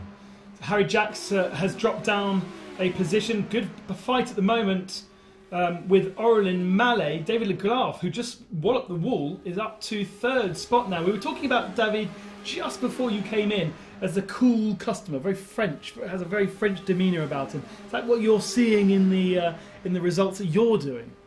Yes, I think so. I mean, when we've done the personality profiling on these guys, I mean, there's a few characters who are a little bit different, but certainly a lot of these guys tend to be more what we'd call kind of a guard personality, in the sense that they are, you know, quite strong, dependable. They might be quiet, not quite so outgoing, and you won't necessarily get the kind of emotional outbursts that you might get from some other people, but no, he's definitely one of the cooler contenders, if you like. Kind of a Kimi versus Fernando.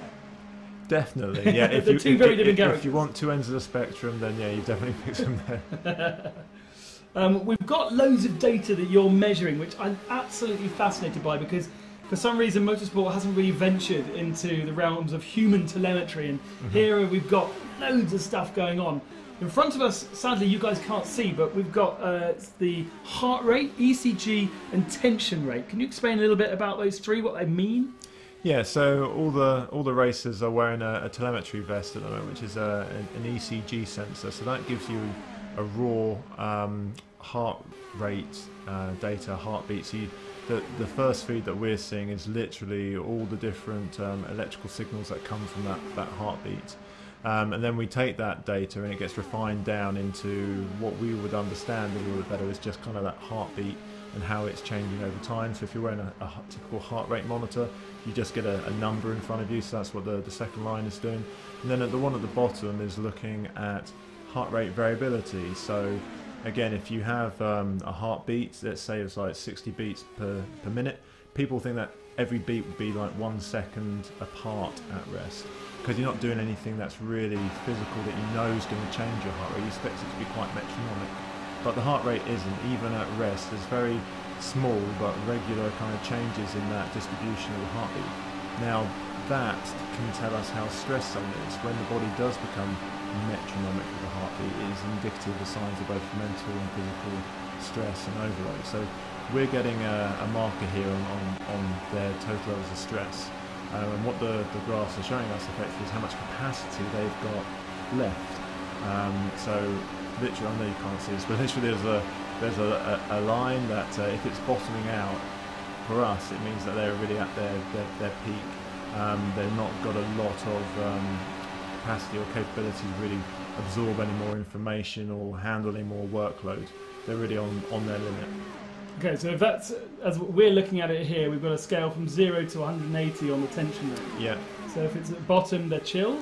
No, we're the other way around on that. So if they're at the bottom, they literally have no real capacity left. Oh wow, because what I've seen over the last couple of however many hours we've been going, is most of them are pretty much on 0. Most of them have been bottom out most of the time, and I think that's indicative that, you know, for these guys, you know, oval racing is something that they're not familiar with. They've come into this, obviously there's a lot of pressure on them, there's a lot of different systems and rules and you know, technical aspects which they're trying to manage, which are foreign to them. So there's a lot of thought going on, there's a lot of concentration, as well as obviously racing against the other people on the track, and I think we've really seen that today. Harry Jacks cutting his way past Freak Schotthorst, lapping Freak. Freak's now in 8th position. Harry stays in 4th. Lost touch to David Legraff, but Aurélien Mallet keeping him company, and Rudy Van Buren part of that group, although Rudy is a lap down. Bonnie, he still leads by 2.3 seconds ahead of David Legraff in 3rd position, who's 17 back. And on his own at the moment, David, Gregor Hutu 1 lap down after a couple of contacts. Freak Schotthorst in 8th. Henrik Drew in 9th position, which I think is very impressive. Certainly he's one that's really impressing me. Jordi Maldonado 10th after plenty of contacts. And David Hock really has a very struggling race with now 7 laps back. Back to the telemetry side of things. Someone just asked, I didn't see the name, I'm sorry, Juan Martin I think it was. Would an oximeter, an oxygen measuring device, be interesting? Would that help in this particular environment? Surely that's for when you're doing physical exercise. Yeah, I mean, we're at McLaren here, so the more sensors the better as far as we're concerned. We like to get as much data as we can. But yeah, certainly in this particular context, without the physicality of actually driving the cars on the track, we're interested more in something that's going to give us an insight into kind of cognitive performance and stress. So the markers that we've got here are probably the best that we could get at this moment in time. Some of the testing that they did over the last couple of days, we actually had an EEG sensor on this, which was looking at their brain activity. And moving on from here, maybe next year, that might be something that we can incorporate into this, because it'd be great to see exactly the cognitive processes, the electrical activity in the brain happening whilst they're racing. That'd be fascinating. I saw you doing a bit of eye tracking as well. Yep. Were you doing eye tracking when they were driving to see where their eye line was? Yeah, so when we tend to look at elite drivers against up-and-coming ones, one of the skills that the elite drivers have is really around their visual search strategy, the cues that they're picking up on from the racetrack. And one thing that we like to focus on is when they're entering a corner, you tend to find that the best drivers are looking into the exit of the corner much quicker than your not quite so fast drivers who tend to dwell on the apex. There's a real kind of focus on, I must hit my apex, and actually their vision stays on that, so they're not preparing for the exit quite as quickly. As we know, in this sort of sport, every 10th of a second makes a huge difference, and those elite drivers are already kind of that extra step ahead of their competitors. They're a little bit further down the track, and they're setting up for everything slightly earlier. Think about that next time you're driving. Think about that next time you're on a simulator. All of you guys listening, it's really interesting, because I was told that a couple of years ago by Performance Centre, and I think about it all the time now.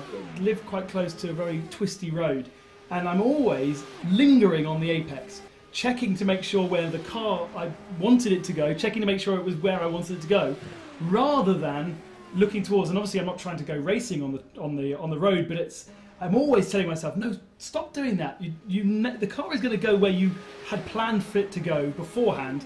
Focus on the exit, drive the car to the exit, and make plans 4 steps ahead rather than right on the bonnet as and when. I had it described to me once before. It's quite a nice analogy, especially with driving. It's kind of, if you're driving in the dark and you've got your normal headlights on, or have you got your full beam on, can you see that bit further down the road and prepare that bit earlier? It makes all the difference. So heart rate, we were talking about heart rate earlier. Mine's gone up to 76. I got excited with your arrival because I was pretty chilled at the start. I was only at 69. In terms of our drivers, though, what would you expect the heart rate to be? Harry Jacks, for instance, for me seems a bit over the top at about 120, 130. The rest of them around 90 to 100. Yeah, most of the guys are sitting around, like you say, 90 to 100 beats per minute. Harry's heart rate is fluctuating a little bit for us, but certainly Isaac has been one of the guys that's had a consistently higher heart rate. And I don't know if you've seen any of the footage of his driving style, but he certainly seems a little bit more of a tense position that he gets into behind the wheel. And I asked him, I said, don't your shoulders hurt afterwards? Your neck hurt? He said, no, so I'm used to doing it like that. It can't be good for the body to be in that hunched position, shoulders forward, neck forward. Really looks like he's tense on the wheel. Yeah, I mean, the body interprets stress from many different forms in exactly the same way. Whether it's mental stress or physical stress, you still get a stress response, a fight or flight response in the body. And at times that's useful. It helps to focus your attention, helps to get you to concentrate on the things which are important in a survival aspect.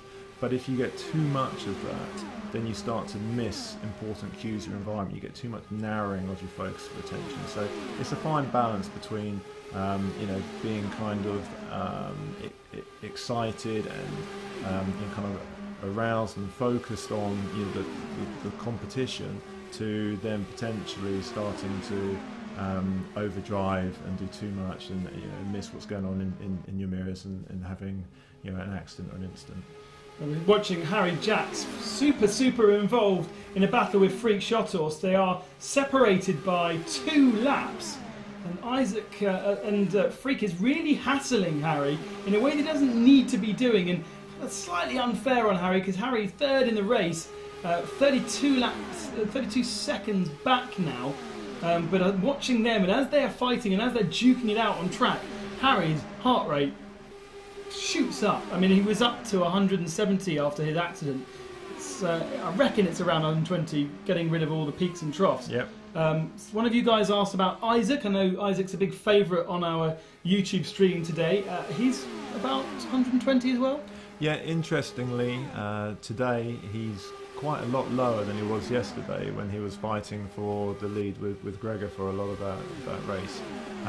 So either he's a bit more relaxed, he's not feeling the pressure in quite the same way to perform, unlike on the iRacing where he had to be one of the favourites yesterday. But it's still quite a high heart rate compared with the other competitors, but it is a marked difference from yesterday. And why would that be? I mean, Isaac, for instance, has been working incredibly hard. The last 60 days in the gym, he lost a huge amount of weight, having really focused on nutrition and focused on the kind of things that you're really interested in. So is it simply a body thing, or then many different parameters that decide how high your heart rate's going to be? Really, I mean, it is an individual thing, the heart rates, but what we're seeing here with the racing, so there's not really the physical load going through their bodies that you go, okay, the heart rate's gone up because they're physically doing something. So these changes in heart rate that we're seeing, they're more mental, it's more cognitive, it's more about stress, adrenaline, it's those responses rather than something physical. So regardless of how kind of fit he's getting, if he is really intensely in this moment, he will still get a heart rate response from that.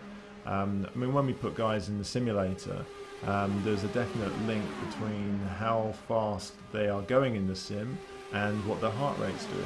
But you're not physically moving them any quicker, but it's that perception of speed, it's what the body is getting engaged in, and you still see that reflected in the heart rate, even though physically you haven't changed what they're doing. So let's take, for instance, Rudy Van Buren, the fourth car. We're just off shot there, the red machine. Rudy is a man who has a fitness trainer as a girlfriend, so she is really working him hard. Again, another man who, after his karting career, put on a huge amount of weight and has been working very hard over his over the last couple of years to get into a pretty good physical condition he is now. Looking at the data that you have in front of you, how does that compare to some of the real McLaren driver employees that you have now? Because he seems to have a bit more capacity than the others. Yeah, I mean, at this point in time in the race, he certainly seems to have a little bit more of the mental capacity and the stress capacity. He's a little bit more relaxed than some people he's racing against. Heart rate wise, he's around 90 beats per minute most of the time. And again, if we were going to compare that to one of our drivers, not necessarily in an e-race, but certainly in the simulator, they're typically around 90 to 110 beats per minute. But then when they get into a car and get on track, it's a significant increase, to be like 170, 180 beats per minute for them normally. So there's a big difference for them from that real world coming down to the simulated world. But even for the e-gamers, I don't think there's going to be a massive difference for them from gaming world to the simulated world. Presumably when they go from this world and the two lucky guys next Monday who jump into the actual simulator, that's going to be quite a significant change, because the fight and flight, the pressure on, and the kind of, that's the aim for them. So it's going to be a real change in what you're going to see. There's going to be a couple of key points that are really going to really be interesting when these guys get into the simulator. So one thing is, you said, the physicality. Although you're still kind of driving a computer game in a way, the controls that you've got to interact with the simulator are completely realistic with the cars. So if you're driving the Formula 1 model, braking a Formula 1 car, even in the simulator, is an incredibly physical task. So trying to do that for 100 plus laps in a day in the simulator really takes its toll. Yeah, in terms of numbers, what are you looking at in terms of load on the brake pedal? It's crazy, isn't it? Yeah, I mean, you're probably looking at still at least around 80 to 90 kilos of force from that one leg to bring the car down in pace. Doesn't make sense to me. There's so much force. Just quickly, we're just going to point out Bono Huis in the pits, Harry Jackson in the pits, David Legault in the pits as well, pitting on lap 131. Isaac Price then, there he is, leads the race, but surely will be soon coming into the pits as well. By doing so, with about capacity to do 40 laps as he comes into the pits 1 lap later, we still need to get at least one more stop out of them. Perhaps, oh, my maths is awful. No, we could do just one more before the end of the race if all runs to plan, but we may also see a safety car period. So we'll work out where everyone is once they've had their pit stops. Remember, they do pit. If they have touched the wall at any point, that pit stop will be elongated for the repair time of their car. Sorry, I halfway interrupted you. There's lots of things going on. I was going to say there was two key points when I get into the simulator. One is the physicality. The second, which will be of particular interest, is motion. Obviously, when they're gaming, they're in a static rig. When they get into our simulators, there will be full motion. Yeah, I didn't know that. That's really interesting that it probably rattles you around. Well, it rattles you around, but probably more importantly is the fact that real-life drivers take a lot of their cueing from the response to the car, from the motion that they are feeling. So this is going to be different for the games. Can they be sensitive to that feeling of the simulator moving on them early on, or is it going to completely throw them? Bono Huis out the pits and back into the lead of the race by just under 2 seconds. It looked close, didn't it? But Isaac was still not quite up to racing speed, and they had this purple machine of David Hock to contend with. Oh, he looked over. He looked over like he wanted to wipe Isaac out. Not sure any of you guys on YouTube would be very happy about that if that happened. Please share our link if you think your mates would enjoy this. Spread the word. We are here today. I'm not sure about tomorrow, but then Thursday, Friday we'll be here as well for a 24-hour race, and I really will need your company during that time period. We've still got probably another hour's worth of racing. Lap 131. It's been a long period where we haven't had a safety car. Everyone's kind of settled down now. In terms of settled down in terms of race action, there's still heart rates are still pretty up high, and there's not much capacity. Talking about capacity, we hear time and time again, real racing drivers now are thinking far more, or needing to think far more, about settings on the car than actually getting the car around the track. Do you see a lot of spare capacity when they're simply just going round and round in circles? I don't think so. I mean, like you say, motorsport's changed a lot, and certainly the modern Formula 1 cars, there's a lot of settings that you're changing. You're trying to manage the tyres, manage different parts of the car, and I think you see that when you see a lot of the young drivers come up into Formula 1 who have been used to racing in formulas where maybe they don't have to manage the car in quite the same way, and they can concentrate on just delivering their skill and their performance. And it is a whole different skill set when you come up to be able to do what you do in an automated and flowing way without having to focus on it too much, so that still at the back of your mind you can be juggling all these different systems and settings, and even thinking about race strategy, and executing all this while still being on autopilot at an extremely high level. So, if you're joining us a little bit late, we've had our world's fastest gamers here at McLaren since Friday. They arrived on Friday. They had lots of cognitive tests with the McLaren Applied Technologies human performance team on their arrival. And then yesterday, on Sunday, they had more tests, but the main focus was on the Interlagos race, the full-length Grand Prix in Formula 1 car, which was won by Gregor Hutu and Isaac Price, second position. We only had 5 finishes from that race, and just watching here, Harry Jacks and Aurelin Mallet, they've been locked together for quite a while, and they're fighting over 4th. Who's this? Oh, that's Price! Price has hit the wall going into the pits. Big shock. I think this is... not sure if that's going to be a safety car, but it's certainly a damaged car for Isaac Price. And now Bono Huis is going to have a huge advantage at the front of the field. What a disappointment. He wasn't due a pit stop, he's only just had a pit stop. So that must have been a mistake coming out of turn 4. We're going to change experts in our commentary booth. Thank you very much to the human performance side here at McLaren. wicked to understand a little bit more about that.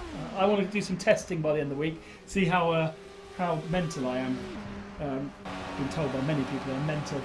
Alongside me now is Michael Rackstraw, who you may recognise from such films as the McLaren Fastest Game. The semi-finals are back to 2. So the McLaren expert came along for the finals there and is an integral part of the judging panel over this week.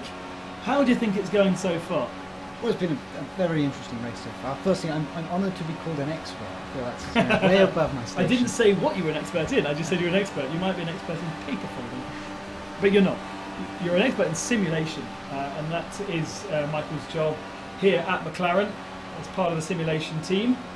Oh, Isaac Price, super wide. I'm not sure if he hit the wall there, but now cuts across Jordi Maldonado. And Price is down in 5th position. He's still on the lead lap, but we're on board with Bono Huis, who's about to put a lap on the man who was challenging him for the lead of the race just moments ago. Oh, and Isaac Price is still wide. That's not the right racing line. Isaac has his heart rate, we haven't got it. Yes, it's gone up to about 130 now. Certainly tension rising for Isaac. I've got the screen as well, I can see what he looks like, and here comes Bono Huis round the outside. He goes past him. Will he go past another and sweep ahead? Oh, he can't quite claim the line. All suddenly kicked off. Yeah. Sorry, Michael. No, that's no problem. It's all very interesting. I mean, it's interesting. You know, Bono's obviously got it's quite a difficult situation for him to sort of pick his way through. You know, we're effectively all inexperienced drivers here today that are, you know, learning almost, how to drive the Indy 500. So, yeah, he's obviously got a good lead. So it's quite risky, I think, you know, taking on back markers like that. But seems to have got through it without too much trouble. Yeah, you don't want to put yourself on the outside if you possibly can, because you never know what the guy on the inside is going to do. And we saw that with Henrik and Jordi a little bit earlier on. The order then, the 4 on the lead lap: Bono Huis, Orlin Mallet, Harry Jacks, David Legarth, Isaac Price now a lap down, and actually David Legarth, it's saying, is a lap down as well. So we've just got 3 on the lead. Looks like David might have pitted there.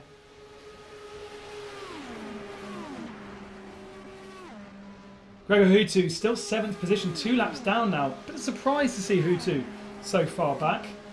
Yeah, definitely a flip after, you know, his strong race result, yesterday. It'll be interesting to see, you know, as such an experienced gamer, what his reasoning is for why he struggled so much today. I mean, it's a different format. Obviously, one of the reasons why we're throwing them, a slightly different or something that's a bit more out of their comfort zone is to see how they adapt. And it's interesting that he's maybe not adapted as well as some of the other gamers here today. On board with Orlin Mallet. Mallet now up to 2nd position and ahead of Harry Jacks. I'm sure we saw that. I'm sure I just missed it. Rudy Van Buren just ahead of them, and still in with a shot. Rudy, that led the start of the race. That mistake. We haven't had a safety car period since he had his accident. Orlin Mallet just gives the wall a kiss. So almost commentator's curse there. Yeah, kiss the wall. That's allowed. Just don't hit it. Does damage the car though, and the problem about that is then when they go into the pits, their pit stops are longer, and we have seen problems with that a little bit further on. Rudy Van Buren, if you were not aware, was put off by a spinning Jordi Maldonado, who came back onto the circuit. Just put Rudy off a little bit, and Rudy lost the rear end, spun onto the inside wall. There's no contact between him and Jordi Maldonado, and he was just kind of slightly spooked as Isaac Price comes out of the pits again. Yeah, it's interesting. We had a run of pit stops for Isaac there. I'm not sure if he's struggling maybe with penalties, or you know, if he's just picking up, sort of making mistakes and then picking up a bit of damage. And you know, he was having such a strong race up to that point, and so it's, you know, be interesting to see how he reacts and recovers. He's now obviously behind Rudy, who, as you just said, is also sort of on a bit of a recovery drive after a very strong start to this race.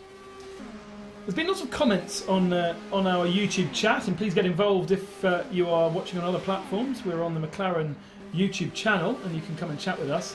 That's the one I'm watching anyway. I'm pretty sure you can probably talk to me on other platforms as well, but I can't read about 5 different pages, commentate and do all the things that we're doing here at the moment. A lot of people are asking about the winner drinking some milk.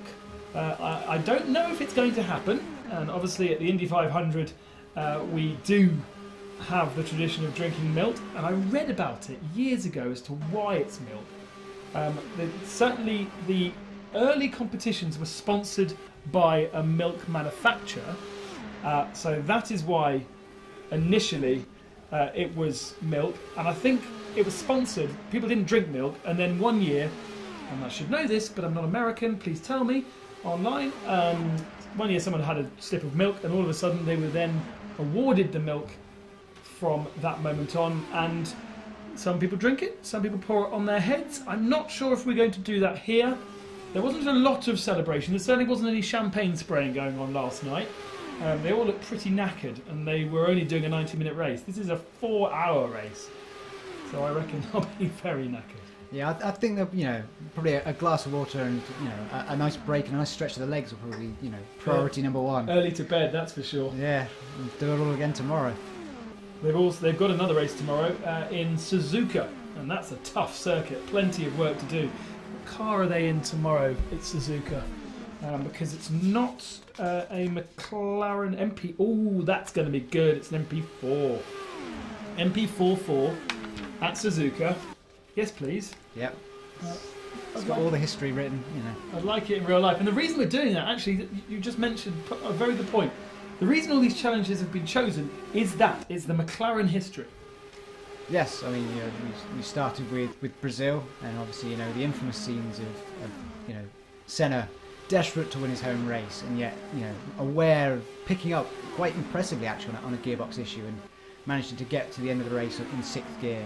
And obviously today we're at, you know, the Indy 500, which Fernando tackled earlier this year, and I think, you know, really showed his ability to adapt and how you know how good a driver he is. That, you know, he was definitely in the hunt, and, you know, it's just a shame he didn't get to see it through to the end of that race. And I'm sure we'll be back in future years.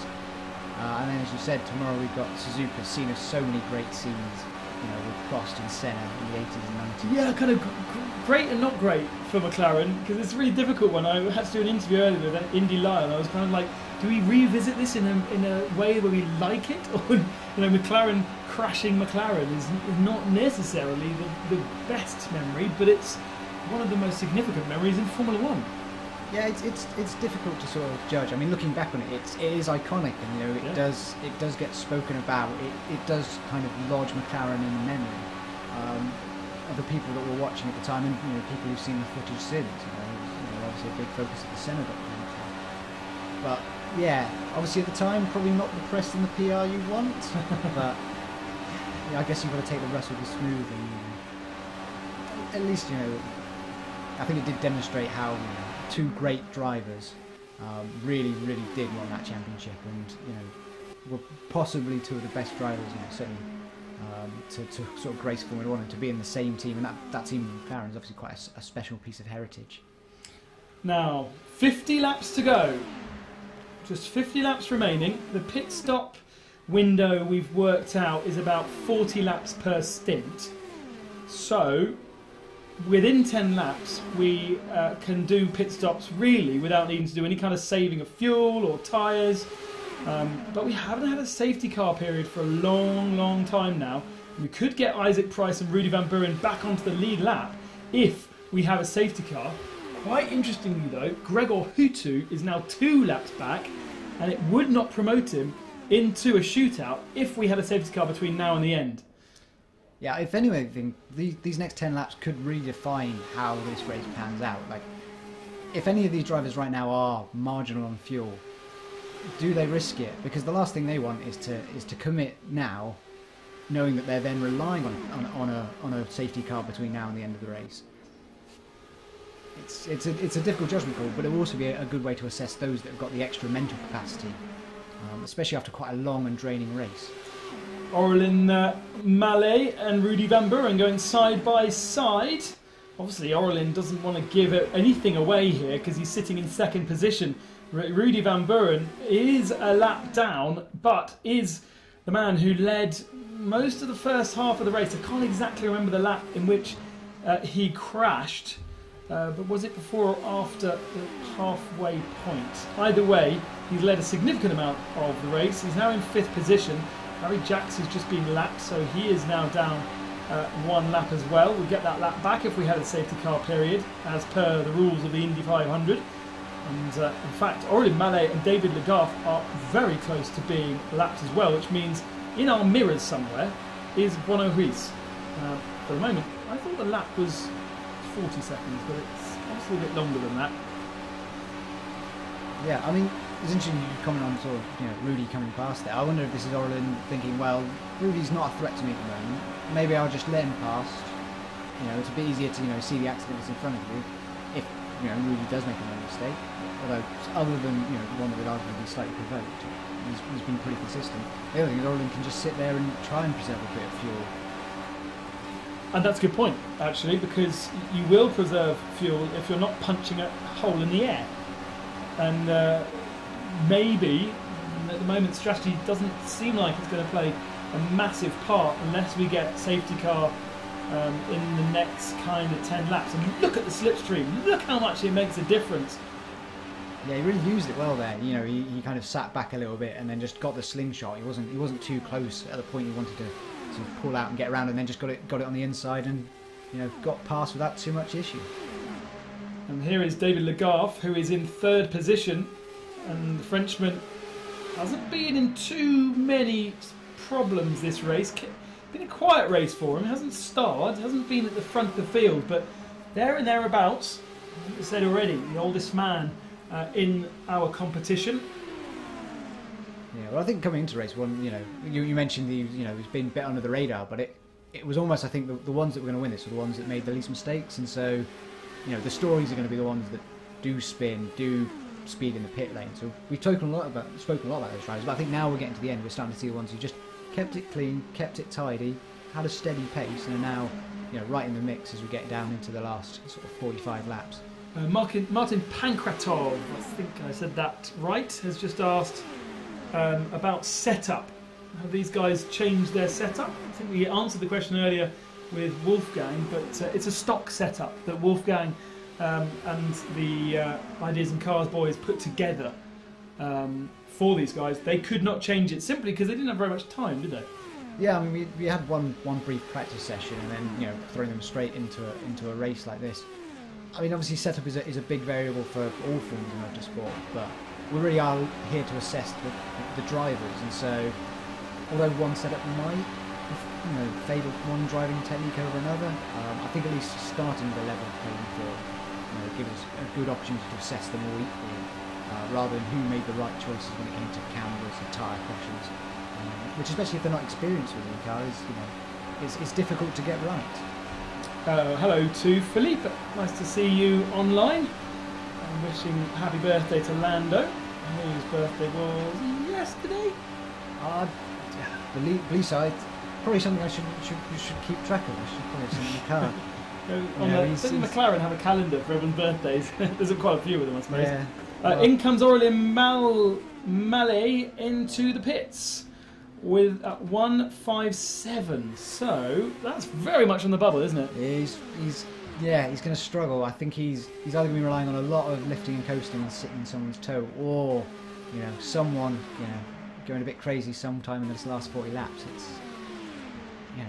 It's probably as late as he dared, but he probably would have liked a couple more laps, or arguably a safety car right now. Thinking about it, he shouldn't have been forced into that situation because I suppose the guys went in 1:18, didn't they? So this would be 40 laps done in that last stint. So we should expect pit stops to come. Here comes Bono Ruiz to the inside of fellow countryman Rudy van Buren. 3 Dutch in this race. I think I said 2 at the start of the race. And Bono puts another lap on Rudy. That is critical. If we have a safety car at this point, Rudy cannot get back onto the lead lap. Yeah, I think obviously another important thing to remember is that they can't unlap themselves and take a pit stop in the safety car window. So taking that variable off the table, or only having to make that choice. Now that Rudy's got to catch up on 2 laps, it does make it look like a tough ask for the rest of this afternoon. So Aurélien Mallet must have been forced into the pits at that point, can't understand why you would pit with 43 laps still to go when we know that it's 37 to 40 the window.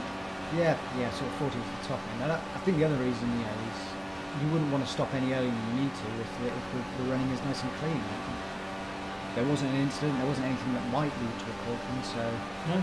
yeah, I think that was all just down to, unfortunately, the timing didn't quite work out for them. One of the things that to be honest, one of the things you have a team of people behind you doing when you were at the Indy 500 as a driver,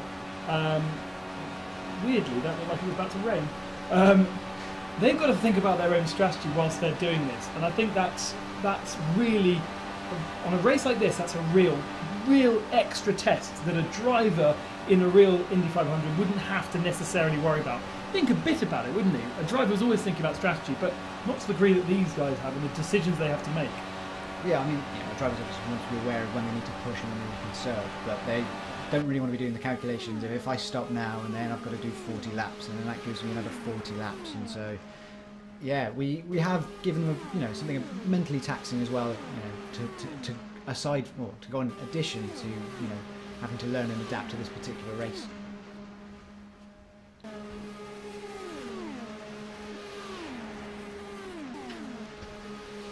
But at the end of the day, this is an assessment. The more challenges we can throw at them, the more we can hopefully make a rounded judgment at the end of the day.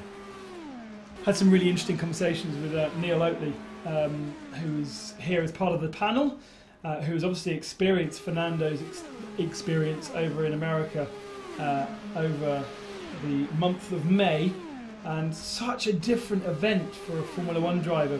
Fernando for so many years has been in Formula One, 2002, something like that.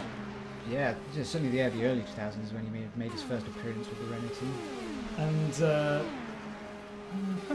And yeah, it's so different for him in terms of what happens within the race. And he was saying that one of the biggest things for these guys, obviously concentration being a massive thing, and we've now been running green for a good chunk of time. I mean, I haven't really been following my watch, but I think we've at least an hour without a safety car period. And when you are just minute little adjustments, it's so easy to lose concentration and have an accident. We accused Rudy Van Buren of having that when he had his accident before we saw the full scale of what had happened, and it's actually a distraction from another driver. But Henrik Drew, just on the left-hand side, coming out of the pits. 7 laps down, 9th spot. Okay, he's had a few issues, but he is still ahead of Jordi Maldonado and David Hock. Freak Shot Austin 8th, Gregor Hutu in 7th, Rudy Van Buren in 6th, and then those drivers that would still get onto the lead lap if we have another safety car: Aurélien Mallet, Isaac Price and Harry Jacks. Yeah, although, as you can see there, Bono is closing in on Aurélien at the moment, so just wait and see as to how long he remains on that lead. Obviously, he did just pit. And presumably, Bono's got a pit stop to come between now and the end. Although, if I remember rightly, his previous pit stop did have him nicely lined up. He had a bit of a window. He was within the last 80 laps of the race when he had to make that call.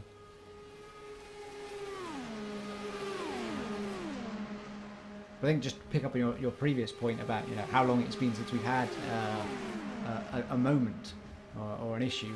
I think it's credit to the gamers that it was a bit scrappy to begin with, but since then they have got their heads down. They have had a clean race. Obviously, slightly less cars on track than we had back in May, but we've not had too many yellow flags since probably we've hit the 100 mark. Now you can see us. So look, there's a camera. Hello. I wasn't texting my mates on my phone. This is the way I'm communicating with the race direction. So before you start complaining online that I'm not paying attention, just trying to find out exactly what's happening for the remainder of the race. We have just over 30 laps remaining, 34 laps still to go. We're coming up to the closing stages. We're coming up to the point that Neil Oatley said this is when you need to be in it. It doesn't matter what happened before. It matters that you're in it at the end, and just get to that point. Play it safe up until that point.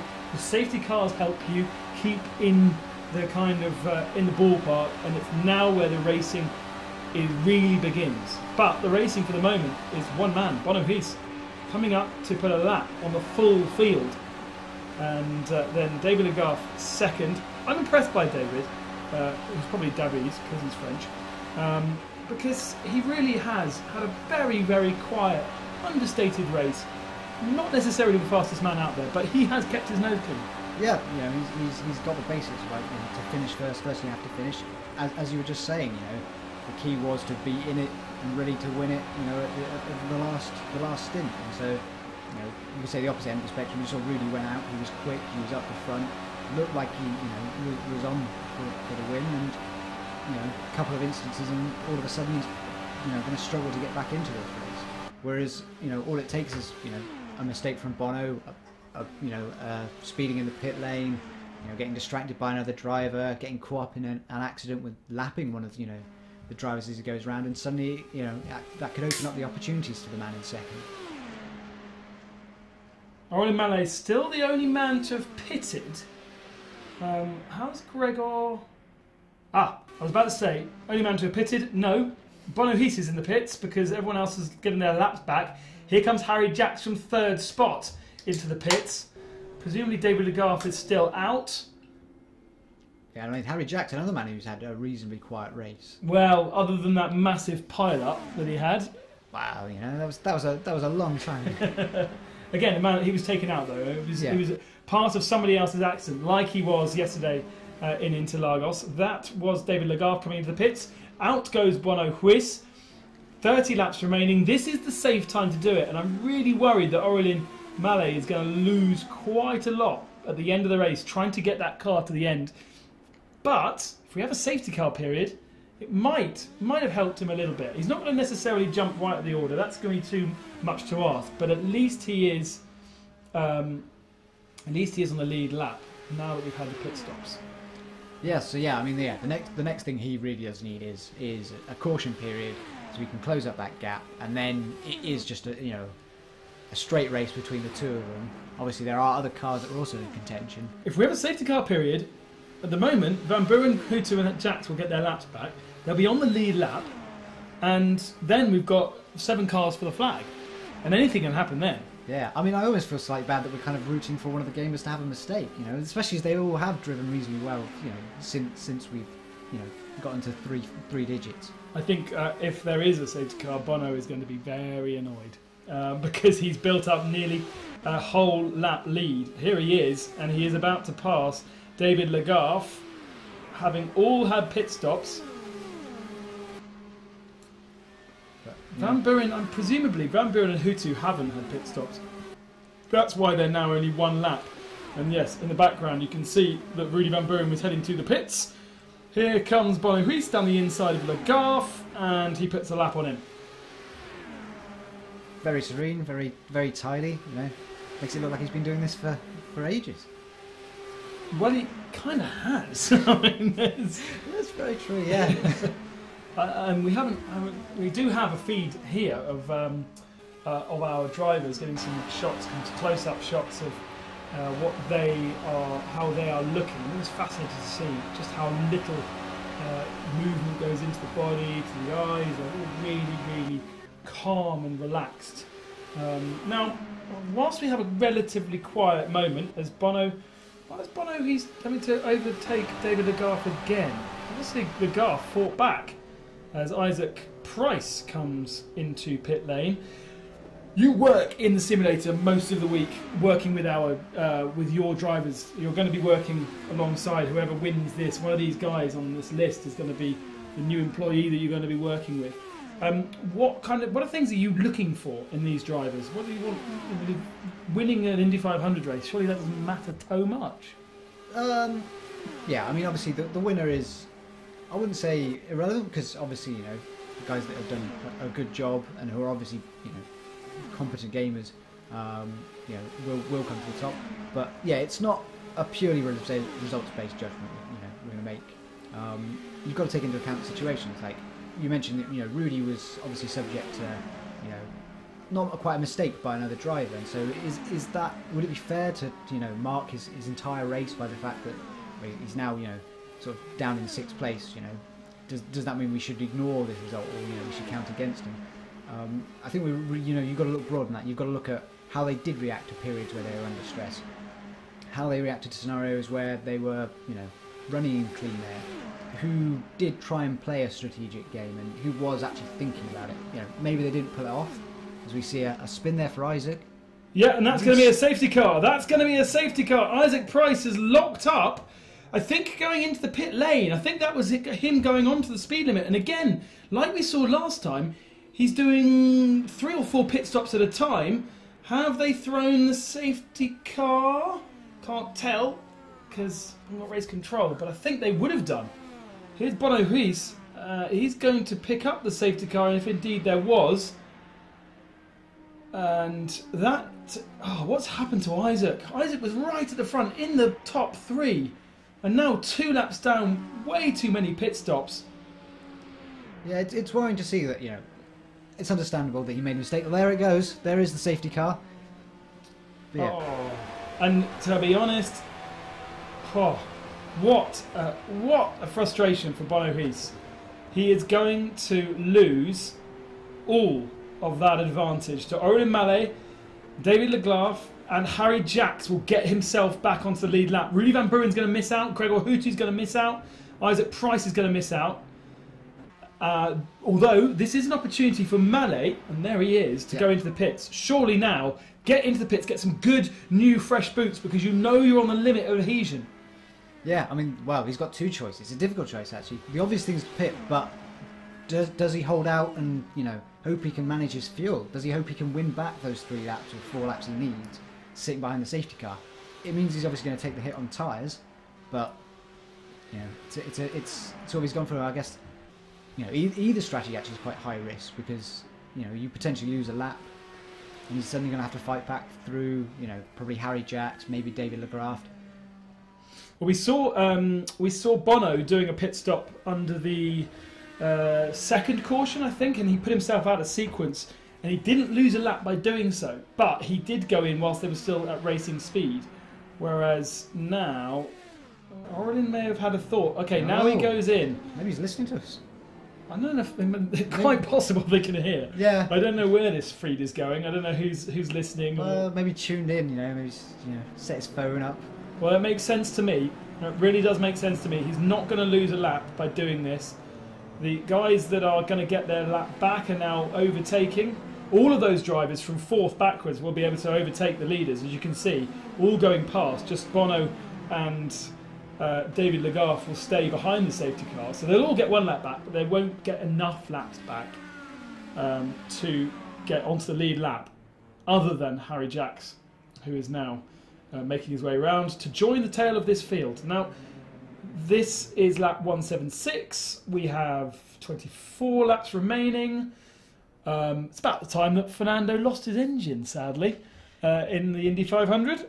Yeah, I think it was, just as it was all looking to heat up, and, you know, it did look like, you know, he'd settled down for a bit. I think he was about 5th at the time, and it looks like he was just about to sort of, you know, uncoil and sort of strike for the lead, but, you know, one of the many great what-ifs of sport. So, yeah, 24 laps remaining of this race. All the cars will be bunched back together before we kick off racing again. Cautions breed cautions. The Americans say that in NASCAR. Yeah. I can't watch NASCAR. Oh, hang on. Who's going to pits here? That David Legault. David Legault going into the pits. And now that surprises me. I thought that he had already made his stop. Well, maybe he's going for pressure. I mean, turns out I was wrong about Aurélien. He's now made his stop and he's right back up on the tail. So maybe David has looked at that and thought, I can get a free pit stop out of this. Yeah, he'll only lose 1 position, won't he, to Harry Jacks. He will go to the back of the queue in terms of the cars behind the safety car. Safety car lights are out, and therefore we will go back to racing. We haven't got the fuel reading on that steering wheel, have we? We can't see. I'd love to see what... well, actually, I wanted to see what Aurélien's fuel said, but he's pitted now, so it doesn't actually matter. So we are going to have, if we have no more safety cars, we will have 4 cars for the lead of the race. Bono Huis has done this before. He's had a couple of safety car periods, full course cautions that he had to break away from. David Legarth is directly behind him, though. There is David. And that is not a situation we've had before. Isaac Price is in third in the queue, even if he's 7th on the road. So that's another fast competitor. And then Rudy Van Buren, look, in 4th on the road. So Van Buren could get his lap back. But it's not going to help that much because, well, we may have another safety car. Yeah, you just never, as you said, cautions bring cautions. So if he can capitalise now, maybe there's still an opportunity. Those that Freak's got himself up. Oh yeah, 2 laps now. He's had a tricky one. Really, really well respected. As we spoke a little bit earlier, hasn't done a huge amount of racing, but really well respected in the racing arenas, both real and virtual. We are back to green. Rudy Van Buren makes the whole shot, goes past Isaac Price and past David Legarth, who drops very, very, very far back, and Aurelien Mallet has passed him and up into 2nd position. It was a good start from Bono Guise. Oh, into the wall, and that it was David Legarth into the wall. David Legarth is going to bring out the caution period again and drop out of what was 2nd position.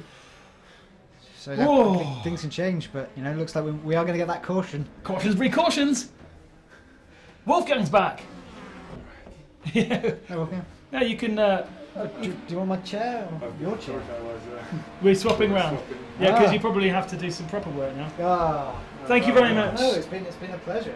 Enjoy the rest of the race. First time commentary for Michael Ragshaw. It's a new career. Maybe. You could be the next F1 Elvis. No, simulator comes first. See you later. See ya. All right, Cheers. we're getting to the crunch time. Wolfgang, before we get back to racing, what Yeah. have you experienced? What have you seen? Well, I've seen a lot of amazing things, really. To be honest, the last 30 minutes I've been quite busy managing other stuff, but of what I've seen, it was quite amazing. We were all a bit scared when Bono has this little issue, but thanks God he's back where he belongs.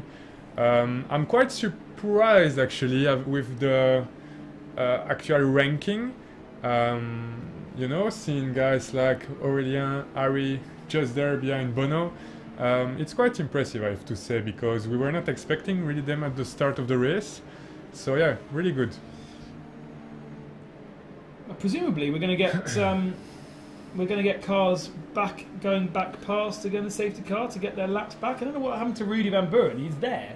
He's there. Yeah. He just dropped a lap. So now he's going back past. Okay. So Rudy Van Buren brings himself onto the lead lap. Gregor Hutu brings himself on the lead lap. Isaac Price brings himself onto the lead lap as David Legarth sits in the pits getting repaired, and Bono and Aurelien get well out of the way. You do not want to crash now. Oh, can you imagine? No, that's for sure would not be good.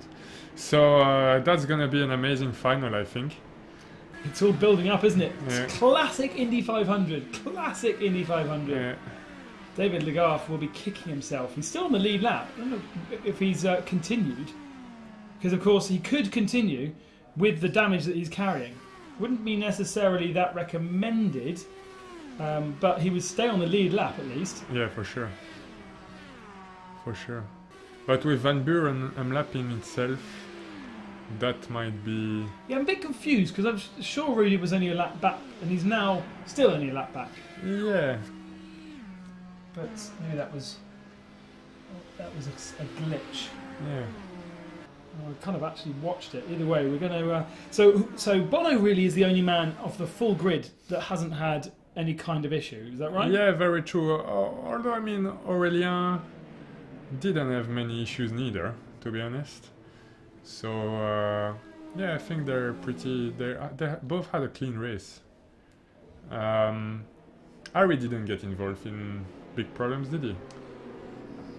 Something very early on. I can't remember what it was. It's been far too long since the last time you were here. it's just 20 laps to go. It went so fast. Jeez. It did actually. It has gone very fast. And you guys on YouTube, thank you very much for keeping me company, and all the various guests we've had up here. It's been pretty interesting considering it's only been 2 voices in the commentary box. No pit reporters, no pretty females. Just my ugly mug on the screen. Look, we're on TV. Look. Oh yeah. Yeah. Indeed. Hello. True. Indeed. I hope you're loving my McLaren orange trousers. Nobody from McLaren has commented on my orange McLaren trousers. Jeez, they have no... I've been really upset. yeah, really. Thank you, Stefan Schmidt. Exactly. Aurelien had a spin going into the pits on the first round of pit stops. Oh, thanks, Stefan. Indeed. Yeah, there was a couple of people who did that. All right. It was very easy to do, right? Yeah, very easy. As I said, the brake bias is quite a lot on the rear of the car, so tricky to brake late. Yeah, there was a glitch in the system, so Rudy is now up into 5th. Wow, what a finish. So we have Gregor, Rudy. Yeah. David Legault's gone back into the lead of the race. I don't know quite why he decided to overtake the safety car, but he went flying past the safety car. All right. That was a very strange situation. All right. We can ignore David Legault. He's not in the lead of the race, for sure. He crashed. He should be a lap back. Bono Huys is the leader of the race. Directly behind him, Aurelien Mallet. Harry Jacks is there in the blue car in 3rd. Yeah. Rudy Van Buren in 4th. Gregor Hutu on the lead lap for the first time in a long time.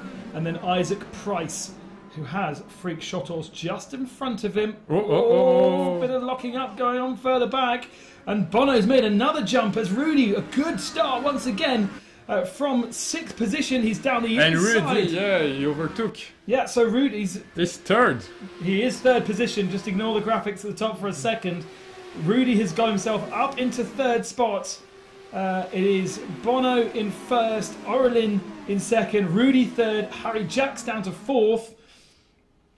And then Gregor Hutu in 5th position there with Freak behind him. But Freak is a lap down still.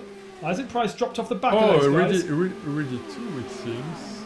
Yeah, no, Rudy's not counting laps for some reason. It seems to be missing the telemetry problem, the transponder problem if it was real life. Transponder problem, alright. Yeah, like you forget to put it on charge. Yeah. My dad was always doing that. Rudy therefore confirmed in 4th position. And we just now need to remove David Legraff for overtaking everyone. That was a strange move. It was a strange move. Isaac Price going up the inside of Freak Shottles at the back of shop there. Now moving himself up. Freak is not part of this lead battle. He is a lap down and was helping actually. They were running together when Isaac was in 3rd position earlier on in the race. Yeah. Here is Gregor Hutu back in 6th position. Rarely on the lead lap. He is on the. I'm sure he's on the lead lap now, though. He is on the lead lap. We're getting confused because of David Legault. That's why the graphics are a bit confusing. Indeed. So yeah, if Rudy overtakes Aurelien, then he might have a go at Bono, I think. And he's overtaking. Actually. Yeah, he's down the inside into very good into 2nd position for Rudy Van Buren, the man that led most of the start of the race, probably up to about halfway point, before being put off by another driver rejoining the track and spinning into the inside wall. And Rudy Van Buren now up into 2nd, but he is now punching a hole in the air and he's instantly slipstreamed. Aurelien back into that position, and these guys now need to work together. They can easily work together and get themselves onto the tail of Bono Huys. Yeah, but I can tell you behind their screen right now they don't want to work together. Double slipstream for Isaac Price, goes to the outside line. Rudy Van Buren to the inside line. Aurelien Mallet is the man under huge attack this time through because he's the man at the front of the field punching the holes with the air. He loses 2 spots. Contact, I think. No, nobody. Whoa. They run super wide. Here comes Hutu. Hutu's coming up the inside. I can tell you if that was iRacing, everyone was in the wall. This is on the R-Factor platform. We're going too wide. This is absolutely wonderful stuff. Aurelien Mallet then trying to recover, trying to get past Gregor Hutu. Sure, Hutu is not a lap down. I'm sure he's part of this lead group. Either way, he's in front, and Mallet is dropping back. I think he's all right. Wondered whether they look like they're slowing down, but perhaps not. Perhaps just a... Is that is slowing down? Is it a safety car? No. No? Okay, just my eyes. So. No, they're full throttle. They seem to. Well, yeah. Wow. Rudy Van Buren is breaking away then from Harry Jacks in 3rd position. 13 laps to go and he's 2 seconds behind Bono. Can you do this on your own? Can you do this on your own? This is proper stuff. This is real Indy 500 stuff with 13 laps remaining. Here's Bono Huis, retired out of the first lap of yesterday's encounter after contact with various drivers, not of all of his own making. A little correction there. We've now got rid of David Legarth.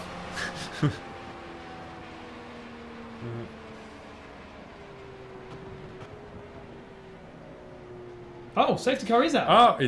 Oh my god, the restart's going to be crazy, I think. Oh, who is that?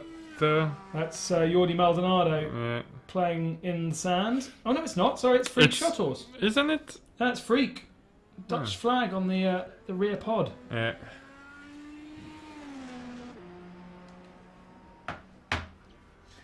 What happened to him? And that's why we got the safety car. Thanks for the suspense. That's going to be very interesting. Oh, dearie me. This is really, really tense. I don't know how the NASCAR guys do it. 40 races a year. Yeah. With this kind of excitement at the end of it. So yeah, we are like 12 laps to go and 4 drivers within a second. Glad to say my human telemetry is still saying 65 beats a minute. We've now got Henrik Drew's heart rate on our screens. He's down at 90. Here's a replay of what happened. I think the yellow flags are... Ooh, we just tripped over Henrik Drew. The yellow flags were already out. Yeah, they were. And Henrik slowed down and, got nailed. Yeah. So we are now letting Gregor Hutu and David Legarth past and getting their laps back. Freak Shottles might also end up back on the lead lap as well, I think. So we're going to have all of them on the lead lap. Yeah. Oh my god, this could be anyone's. This, I mean, now I'm really fascinated. David Legarth is up to 120 beats a minute. Bono Huis is up to 130 beats a minute. It has been quite hard all the race, huh, Bono? Yeah. Right, that's why he's skinny. He's burning calories just sitting there. Very true. Yeah. Enrique is more chilled, huh? 90. Yeah, but also probably one of the most fit, I reckon. Ah, yeah. Very true. Our resident surgeon, if anyone has any big problems, Henrik can look after them. Safety car lights are out. Everyone is now... You could play an interesting one here. Lots of people are now 30 laps into this stint.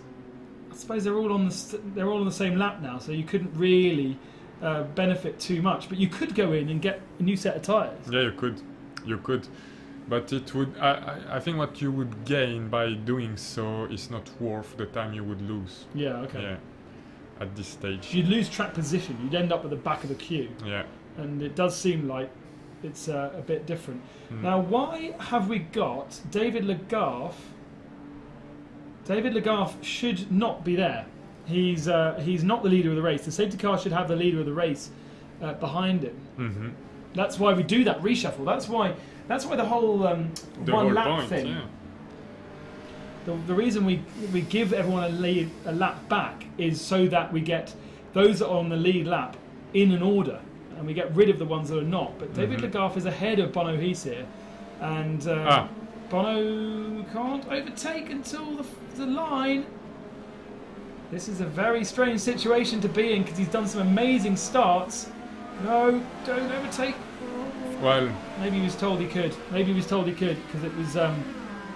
He went anyway, and Legarth is backed out of it to get out the way of these charges. He has probably been told. Yeah. I guess. Yeah, exactly. Isaac Price to the inside of Harry Jacks. Aurelien Mallet in there, those pale colours, those pastel-coloured cars. Rudy Van Buren in second position now. 1 second back with 10 laps remaining. Rudy was able to make a gap, if you remember, in the first part of the race, like Bono Huis did in the second part of the race. Isaac into the wall. Isaac keeps it pointing in the right direction, though. He's getting, I think, a bit tired, probably. And that is damage. There's David Legarth on the screens. Not on us, but we can see a screen there. You can just about see it. And Isaac goes into the wall, but they're still squabbling further back. And I think there was a penalty for someone there. Not quite sure who's getting a penalty, but somebody is due one. He's right on board with Isaac Price, who's 5th position. Orlin Mallet is ahead of him in 4th, with Harry Jacks 3rd and Rudy Van Buren in 2nd. They've lost a second to Bono Heath on this last lap. Bono is flying right now. How can he do that? Well, you know, being alone and really on it, we thought that kind of thing, exactly. Oh, Orlin Mallet elbowed into the wall by Harry Jacks there. Strange one. Not quite sure what happened there, why they ended up touching.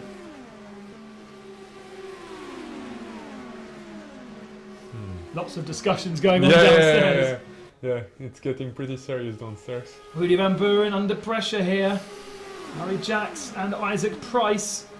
God, it's a long race, isn't it? Some of these guys really must have felt their races were over when Price spun only about 15 laps to go into the pits. The safety car was called. Now he comes to the inside for the podium, but Harry moves across. 3 wide. Ooh, and Rudy Van Buren's to the push to the outside line. Harry Jacks goes up into 2nd position. That was incredibly close, but somehow they all survived. 4 cars fighting over 2nd spot here.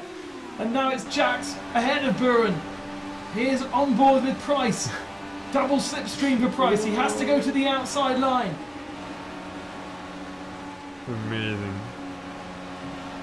Can't find the way through turn 3. All of this is helping Bono Heath, who is 5 seconds up the road now. Yeah, I think if Bono doesn't make any mistake, he can keep it like this. No, I tell you what a win. What a win after about 3 hours of no mistakes, not once, even through traffic. Oh no! Oh my God! He's held it, and Gregor Hutu moves up in the 4th position. Contact with Rudy Van Buren. Price gets sideways. Mallet goes into the back of him. Well held. Well held from Isaac Price. We've still got 6 remaining here, guys. We've still got 6 remaining. Harry Jacks has got back ahead of Rudy Van Buren in that little exchange. I cannot believe how they managed to keep it on track. This is absolutely fantastic. I hope you're enjoying this wherever you're watching across our different platforms. Isaac Price to the outside of Orlin Mallet. Round he goes. Gregor Hutu, who's not been in it all day, is suddenly in 4th position. Well done. Hutu was 2 laps down at one point. Yeah. But now he is providing a slipstream for Price. It was these 2 yesterday in Interlagos. Price takes the inside line. Sensible driving from Hutu. That's what you expect from him, isn't it? Yeah. Yeah, very clever driver. He thinks about it. He's so calm as well on our human telemetry. Yeah, I've never... I mean, I very rarely have seen him doing any mistakes, to be honest. It's really impressive. Right, on board with Rudy Van Buren, our sometime leader. Don't think he's got the chance now to take victory. Bono Heath has checked out of the front of the field. But we still do have 4 laps remaining here. And there's still a battle on between Harry Jacks and Rudy Van Buren. There's a little gap now to Isaac Price. There's that horrible bump into 3. Isaac has the highest heart rate of the top drivers at the moment. And just to confirm, yes, damage was turned down a little bit so that we actually could finish this race, because it is such a challenge to do a full Indy 500 race. And to be honest, I didn't want to be commentating on one car, and in fact if we had full damage, that's what we would have had. We would have probably we'd probably finished a bit earlier, but Bono would have been the only one standing. I prefer this, honestly. I prefer a race, and here comes Rudy is so close of 2nd place right now, and Hutu to the inside of Price. No, Mallet to the inside of Price, sorry. Is it Mallet? No, Mallet's back now. It's Hutu. Hutu's gone back past Price. Mallet's really dropped off the back of this group. Slipstream central, down into turn 1, Price to the inside, gets it back from Hutu. Lovely stuff from these two. Yeah. I can't remember if they're not sitting next to each other, are they? No, Hutu is alone. Hutu is alone at the front. Yeah. Yesterday they were sitting next to each other, and look, they've dragged themselves up to the back of Jackson Van Buren. It's 4 for second once again, and Price has got the momentum here. 2 laps to go. Down the inside, Price is side by side with Van Buren. Oh, he didn't make it stick that time through. And Buren shuts the door this time. Van Buren, 2 laps to go. he wants to focus on the car ahead. He wants to focus on Jax. Doesn't have to worry about either Price. Price to the outside. He's going to have the momentum now to turn. Yeah, he has it. He has it. Yeah. Oh, this is great stuff. This is really, really good stuff 1 from lap these to boys. go. Proper racing, very little contact, lots of control, and now Mallet is stuck. Hutu, sorry, is stuck on the back of Van Buren. I keep saying it's Mallet because Hutu's not been in it all day, and all the way here he is. Heart rates are up to 150 for Isaac Price now. The tension is certainly mounting in these last couple of laps. Bono Huis is about to go on to the 200th lap, the final lap of the race. 10 seconds ahead of this battle, and he clicks onto it. The white flag as they fly in Indianapolis. Yeah. But who's going to be second place? It's 2 Brits. It's Harry Jax to the inside, Price to the outside. Now the switchback. Jax is going to now be on the outside line. He's going to hand the slipstream to Rudy Van Buren here. They're still side by side. Hutu now goes to the inside of Van Buren. He's going to pick up the 3 slipstream. Van Buren's left out to dry. 2 corners remaining. Isaac Price to the inside. Harry Jax to the outside. Price is going to move into second position, but here is Bono Huis. Well done. Oh, what a masterclass from Bono Huis. Well done. Fantastic stuff. Yeah. And second goes to Isaac Price. Harry Jax in third. Gregor Hutu in fourth. And Rudy Van Buren in fifth. Well done, gentlemen. There's applause from downstairs. Yeah. No applause in the gaming theatre. But No celebrations. no. You need to see that shot. Yeah. Oh, he's tired. Absolutely knackered. I don't know how long that race was. I think you guys said it was going to be about 6 hours. No, sorry, 3 hours. Yeah. It's actually about 3 hours 45. 2 hours 45. 2 hours 45. That was a fast Indy 500. Phew. Yeah, not as many safety cars as in real life. Yeah, we didn't have to clean it up with a mop, did we? No. 200 laps, all over and done with, and Bono Huis is your victor. What a race! What a race! Yeah. I really did not think we were going to get that kind of battle at the end, and thankfully, thankfully the safety cars came out at the end and bunched it all up and put extra pressure on Bono Huis. We're watching the live feed down here of his face. You're watching us watching him, and watching us as well. So yeah, Bono, the winner of the Formula E Vegas race, wins now the Indy 500 race. That's a nice thing to put on your CV, isn't it? Exactly. And the gloves and the boots and the race suit come off. They're wearing full Sparco race suits here. Very different to what they would normally wear with t-shirts and all the rest of it. And, they're racing with racing shoes. Actually, most of them are used to race with socks. Yeah. But the Sparco guy said to me, racing boots are the future because the technology is going to need them to use boots because they need to protect their feet from the pressures and the metallic pedals and blisters and all kinds of stuff like that. Very true. So, ladies and gentlemen, thank you so much for joining us across the world, wherever you've been watching us on different streams. Hope you enjoyed that. You may join us tomorrow. I can't remember if we're going to be streaming live or not, but certainly on Thursday and Friday we are streaming. We will. A long race. I think tomorrow we might be as well. Okay. So in which case we'll see you tomorrow. It is Suzuka in a 1988 McLaren. That is going to be mighty interesting to see. It's Forza, the platform, tomorrow, so a different set of circumstances for some of our drivers. Keep up to date with everything on all of our social media channels through Twitter, Facebook, and the rest. And I've been Ben Gossenjuris. We've had Wolfgang Rieck. We've had McLaren. Miguel Freischka as well. We had Michael Rackshaw from McLaren and plenty of guests joining us. Thank you for joining us. And I think I can sign off and say goodbye. Bono His is your winner. Cheers.